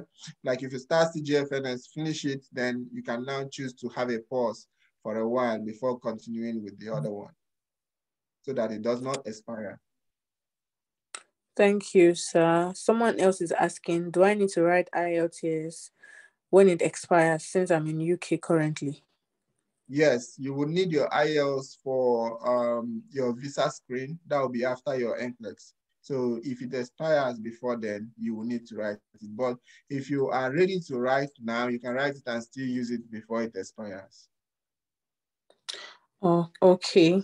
Then this next question, I think, is regards the nursing degree program in UK. I don't know if you'd be able to answer it, but I'm just going to read it anyway. Someone is asking, as regards nursing degree program in UK, would it be better for nurses to go for the usual nursing degree program, or is accelerated nursing program a better option? Whether nurses can go for the usual degree program or the accelerated one. I think the accelerated one is if you have that opportunity of coming out with the same qualification, why not choose the accelerated course? For me, I would choose the accelerated one and spend more time with maybe doing another MSN in that same university or something else than spending more of the time doing the regular one and then, having to decide whether I have to do my MSN or not. So I would say the accelerated one is okay for somebody who has already been a nurse from back home. Okay. And next question is, please, do you have a training for beginners every month? And how do we join and make payment? Okay, so I shared my flyers and I'll be sending it to Abiodun. I'll send them to Abiodun. He can share it in his platforms. You can pay and send an email. Do not send to any number, just send an email of your receipts for payment. We have a class coming up for beginners. That class is on the 16th of May. So you can join that class for the training, okay? That's it. Okay, and I don't think I understand this question. Why do you recommend New York, New Mexico, and Texas? I don't know. Okay. I'm not understanding the question. I don't I understand it, but I know what they are talking about. So in the US, they have different boards of nursing. Just think about it like in Nigeria, they have different states. Okay. So each state have their own board of nursing. Okay. So that board of nursing have its own autonomy. They regulate their rules and regulations. They have their rules and regulations. So some board of nursing require you to have like IELTS, some require you to have social security number, some require you to have driver's license, some require you to have a physical address with utility bills before you can be able to do their registrations. So we decided to use those board of nursing that don't require those documents so that you can have a seamless processing. Because for you to have a social security number, you have to be in the US. And not just being in the US, you have to come here and get the proper document for you to live in the US before you can get a social security number. So that's why we decided to use those three board of nursing because they don't require all those things. but it doesn't mean that you're going to work in those states. Once you become an USRN, you can work in any state in the United States. All you need to do is to do an endorsement. You do an endorsement to any state where you want to work, and then you can go there. And by that time, you will have your social security number. You will have everything that you need to have for you to be here. So the process is, how do I come in first? Then you now talk about, where do I want to live? So we'll get you in, get you to have your your USRN through those board of nursing. Then wherever you choose to live, you can then do an endorsement to that state. Okay. Yes. The next question is, please, what about those that are married and have had change of name done? Okay, that's not a problem. There are something that are constant. Everybody know in the world that women do get married and they do have they do change their name.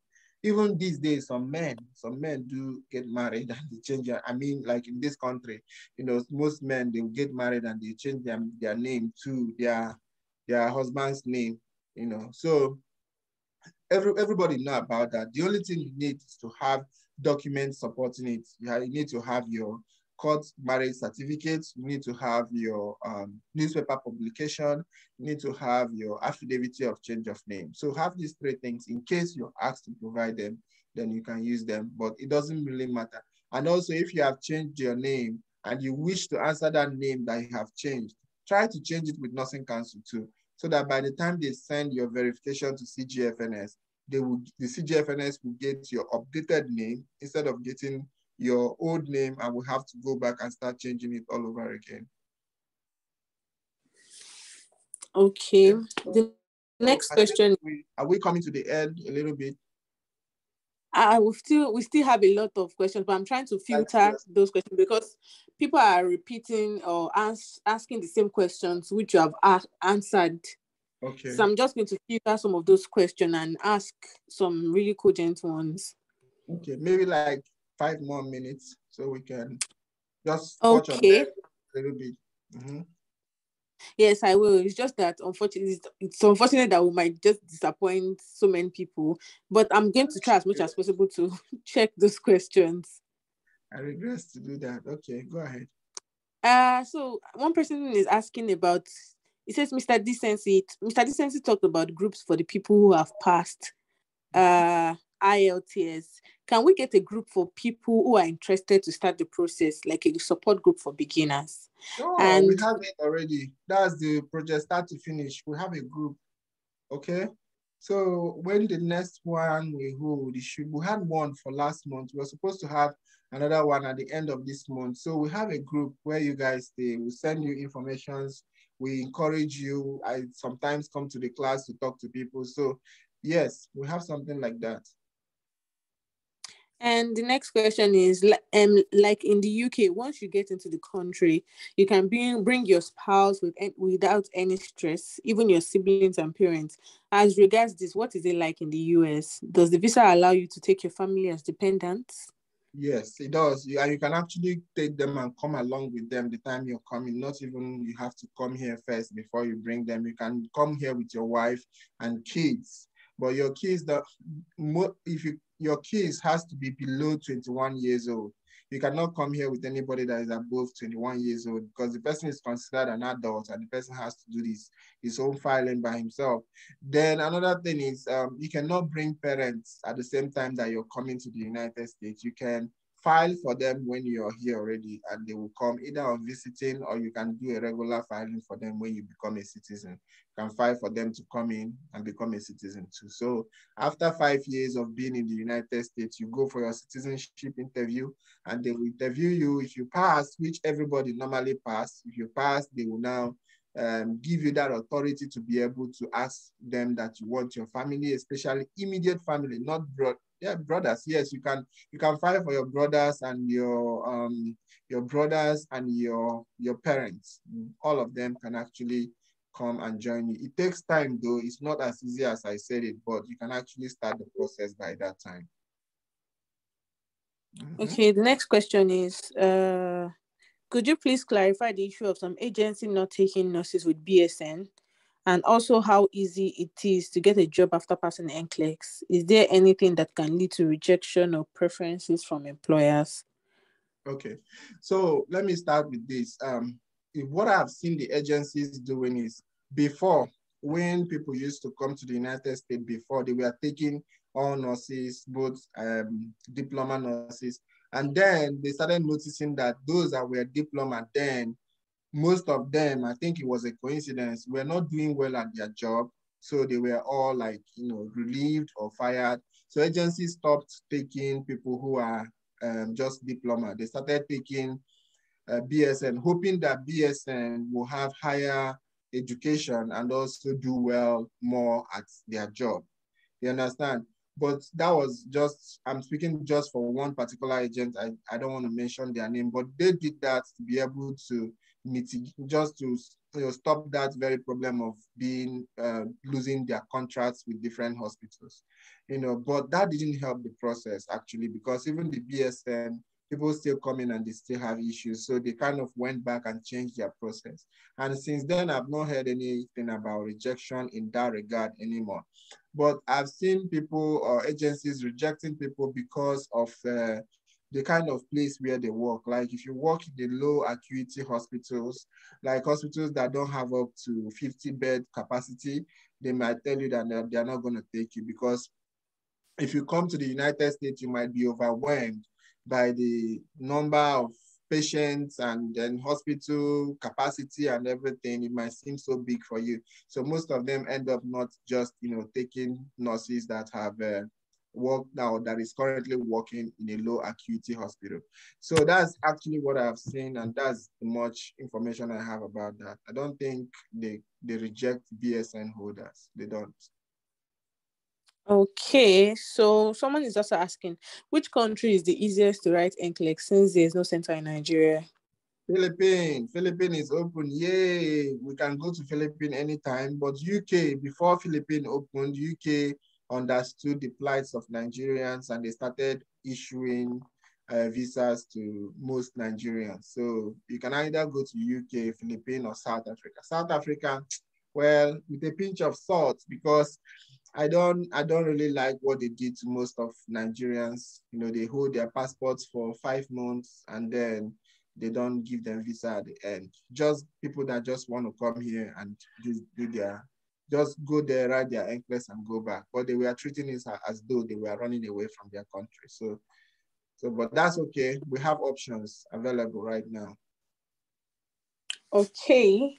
And someone's asking, do your agency assist in CGFN registration, or is it just the NCLEX alone? We register for everything. We take the burden off you. We take off the burden from your shoulder. We carry it while you study. So we try and do most of the things. So you just focus on your studies while we do the registration part for you. So the CGFNS is covered too. Okay, and someone is saying, during my RN program, I was told that I can't use my original birth certificate because NMCN won't accept it because it's not from Nigeria. So I did an affidavit. Would that be a problem if I submit my original birth certificate for US process? Well, the birth certificate that you're using, did it come from a government agency? If it did, then that's fine with your US process, because any birth certificate that you use must have to come from a government agency for you to be able to use it for your immigration process. Okay? Okay, and someone is saying, oh, I'm so sorry, Aliyah, your question was skipped. Can you please ask again? If there's still time, we can read it out and Mr. Decency would answer. And then someone is also saying, how do we join? Okay, how do we join project start to finish? Of course, you can, like he said, you would get the link from Abiodun on the various social media platforms, if I'm not wrong, sir. Yeah, I'll send it across. Okay, and the next question is, what's the benefit of direct hire over agencies, the merit and demerit? I think I touched it a little bit, but yes, if you're with direct hospital hire, you're going to be getting like the hospital bonuses will come to you instead of going to your agencies. And then if the hospital have a program like tuition reimbursement and maybe like their, what I would use to liken it is something like, what do they call the retirement plan that they use in Nigeria? Like if you retire, what? Gratuity. Pension, yes, like Pension. pension fund, a little bit like that, something that just look like that, you might get it. Some agencies do offer it too, but not all, but you can get it with the direct hospital hire. So for the most part, yes, but the support, and then if you happen to have issues, the hospital will just say, we don't want you anymore. But the agencies will say, okay, I'm going to place you in another hospital there. So it won't be difficult for you to go looking for a job. But also you can always look for a job if you want to by yourself and get a job. Job is not difficult to get. But the major thing is just getting that experience. If you are able to get that US experience at least for 1 year, then you can actually work anywhere. Okay, next question is, does your agency assist with assistance to write NCLEX in the UK? Assistance like getting you the visa and everything, yes, we do. But we do it on self-sponsorship. We don't sponsor, but we can help you, assist you to get the visa, give you all the information you need, and even fill the visa application form for you until you get the visa. And then when you go to the UK to test, we help to book your hotel. We will help you to get a cab that will take you from the airport to your NCLEX center and then back to the hotel. Then from the hotel back to the airport when you're coming back. Okay. People, please, can we try to, come to the end of asking questions because it's really late already. And then the next question is, does the agency help with getting jobs after NCLEX? I mean, your agency. Yeah, sure. Does DNA help with getting jobs? Yes. Okay. We are going to be coming out with something that will interest everyone very soon. We cannot wait. Okay.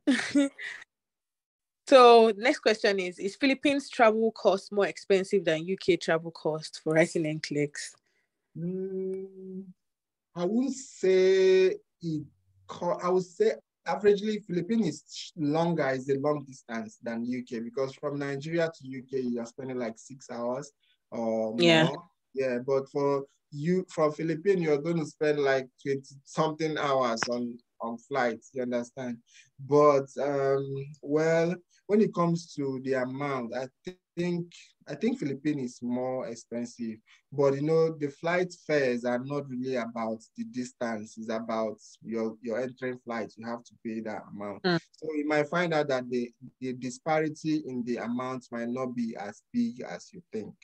You understand? And also compared to if you land in Philippines, you get a cheaper hotel. But if you land in London, you're going to get a very, very costly hotel to stay in. Okay? Yeah. And the next question is, I fill in T-bone during CGFNS application. Can I choose a different board of nursing when registering for board of nursing?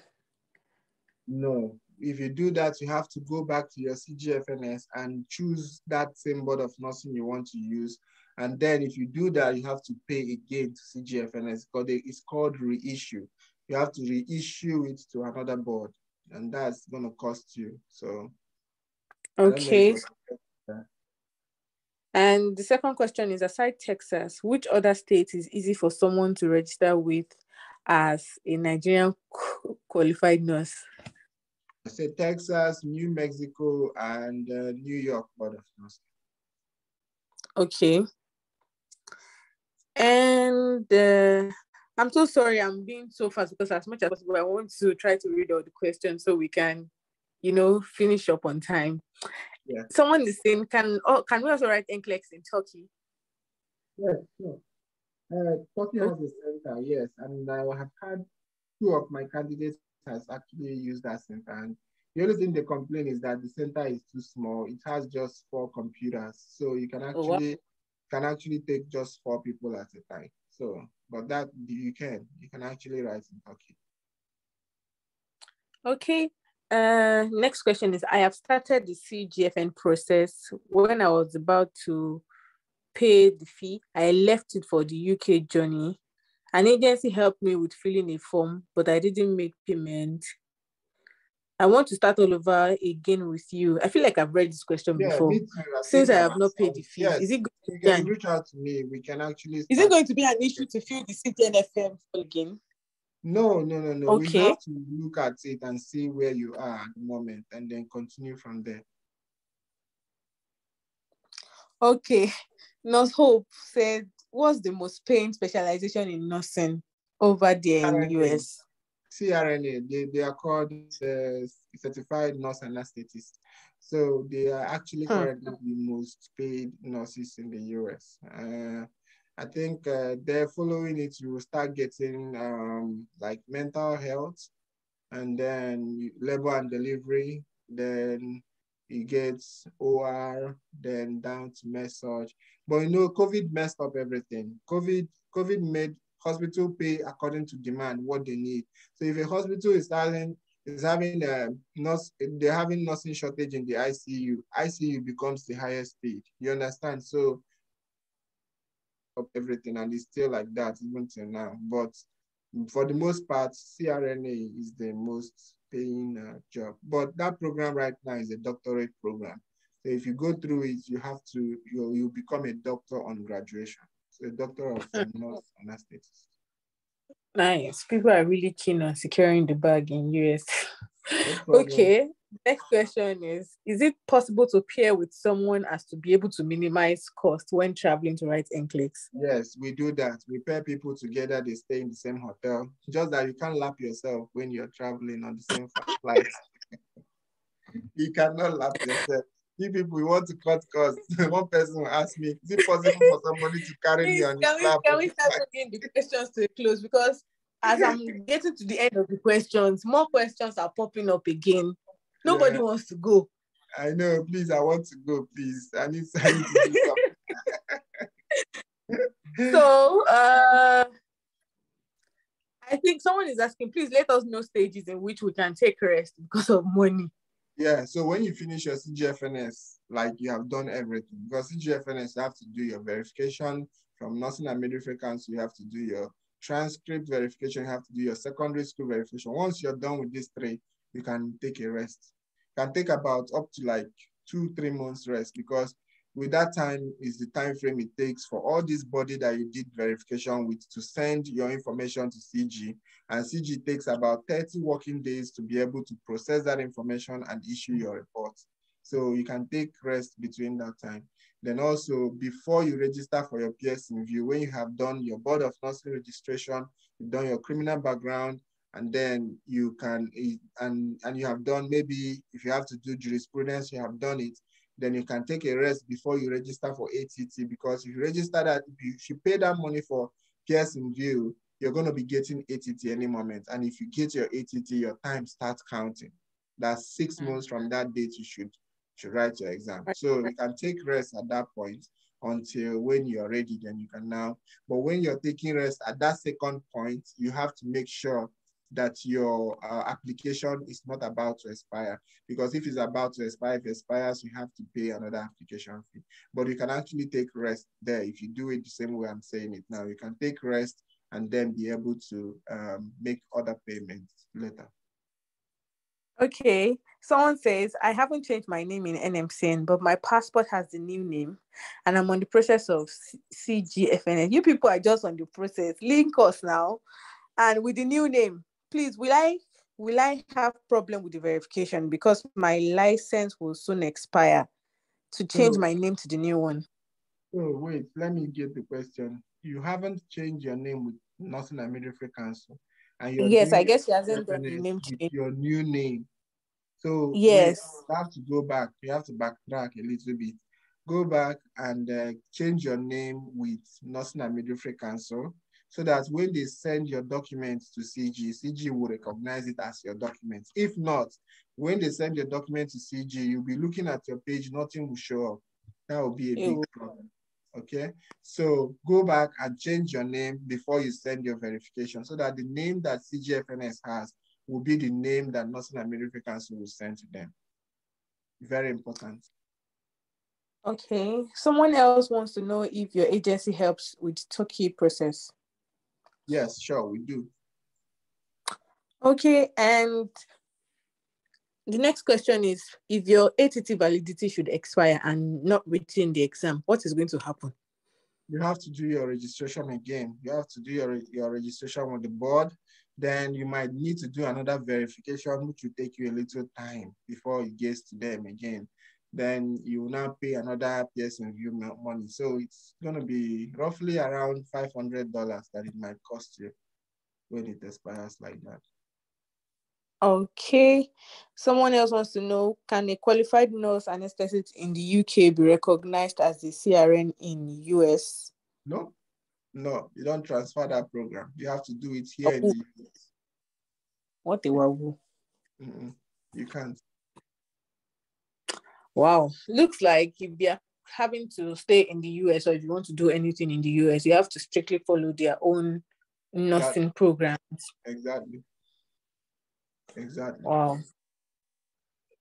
And next question is, can one get to work in an area of specialty? Does it really matter in USA? I won't get to work in her area. Yeah, you can work where you have experience. And actually, they would like to employ you in your greatest strength, where you have your greatest strength. So you can work there. Yeah, sure. You can work. Well, whether it matters, it depends on how you like your area of specialty. If you like it, it will be okay for you. If you don't, it will be a big problem. So on to the last question for the night. Can one book for hostel instead of hotel in the UK for the travel? Yeah, but I don't know if you're going to like the hostel because I've booked it for a couple of my candidates and they call me and say, boss, you know where I am? See, take video, I will see very small space in the UK, but you know, you can't. Those hostels are very, very small. They are very, very small. Some of them is even bunk. Like if somebody will be up, you'll be down. That's kind of thing. So, oh my goodness, please, I think we are coming to the end of the question answering session, and I'm not sure we'll be able to take any other question apart from this last that somebody just sent. After this one, no more questions. I'm so sorry, people. And the next question is, I'm currently filling the Philippines visa application form. What do I choose as a travel document? Regular. I know what the person is talking about, regular. That's an international passport, regular. Okay, and with that, we have come to the end of this question answering.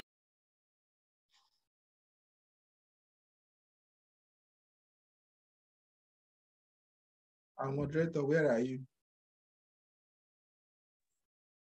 Yeah, thank you so much, Sumishi, for being able to take all our questions. And right about now, I would like to appreciate our guest speaker for tonight. Thank you so much, sir, for dishing out this valuable information for free. I mean, I believe that everyone have been able to get some very valuable stuff and some things that will help them accelerate their career and their migration to the United States. Thank you so much, sir, for your time. It's really been a long time on this space, really. It's a long time, the longest I've had. I'm even very thirsty now. But Seriously. I want to wish everybody a happy Nurses Week. And I want to ask you guys to keep on doing the good job. Even if people don't appreciate you, just know that one day, all that you have heaped up like treasures, all the work you have done, the good job you have done, you're just heaping them as treasures. And one day you will reap from them. Okay, so thank you for all you do. Keep on being who you are. Do not change because of people. Do not change because of your patients. Do not change even because of your colleagues at work. Okay, just be the best version of yourself. Okay, and by the grace of God, your career goals, your dreams, and everything that you wished for and prayed for will all come to pass.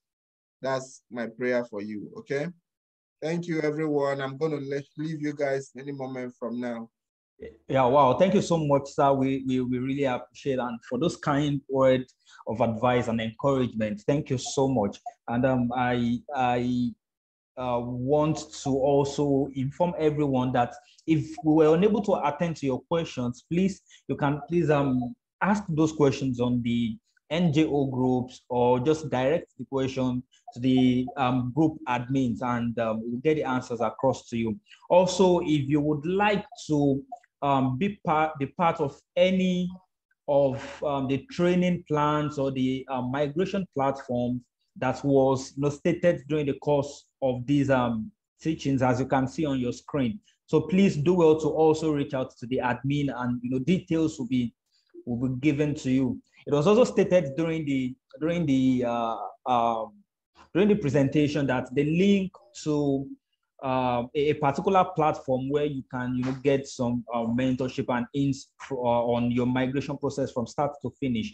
It will also be sent through the NGO Nurses Job and Opportunities group platform. So I want to appreciate everyone for staying up to this moment, and I believe we've all gained one thing or the other. Yeah, I believe we've all gained one thing or the other. Thank you so much. Also to the co-moderators, co-hosts of the meeting, the organizers of this event, Nurses Job and Opportunities, that is being held by Nurse Abiodun Oluwatobi. We want to appreciate you. Thank you so much for putting up this program and for creating a platform to get this information for free. Once again, I think this is a good place to end the meeting tonight. And I want to wish us a happy Nurses Week. And, as we've celebrated this week, would be alive to celebrate the coming one next year in riches, in good health, and in wealth. Thank you so much for participating in this meeting. God bless you and have a wonderful night rest.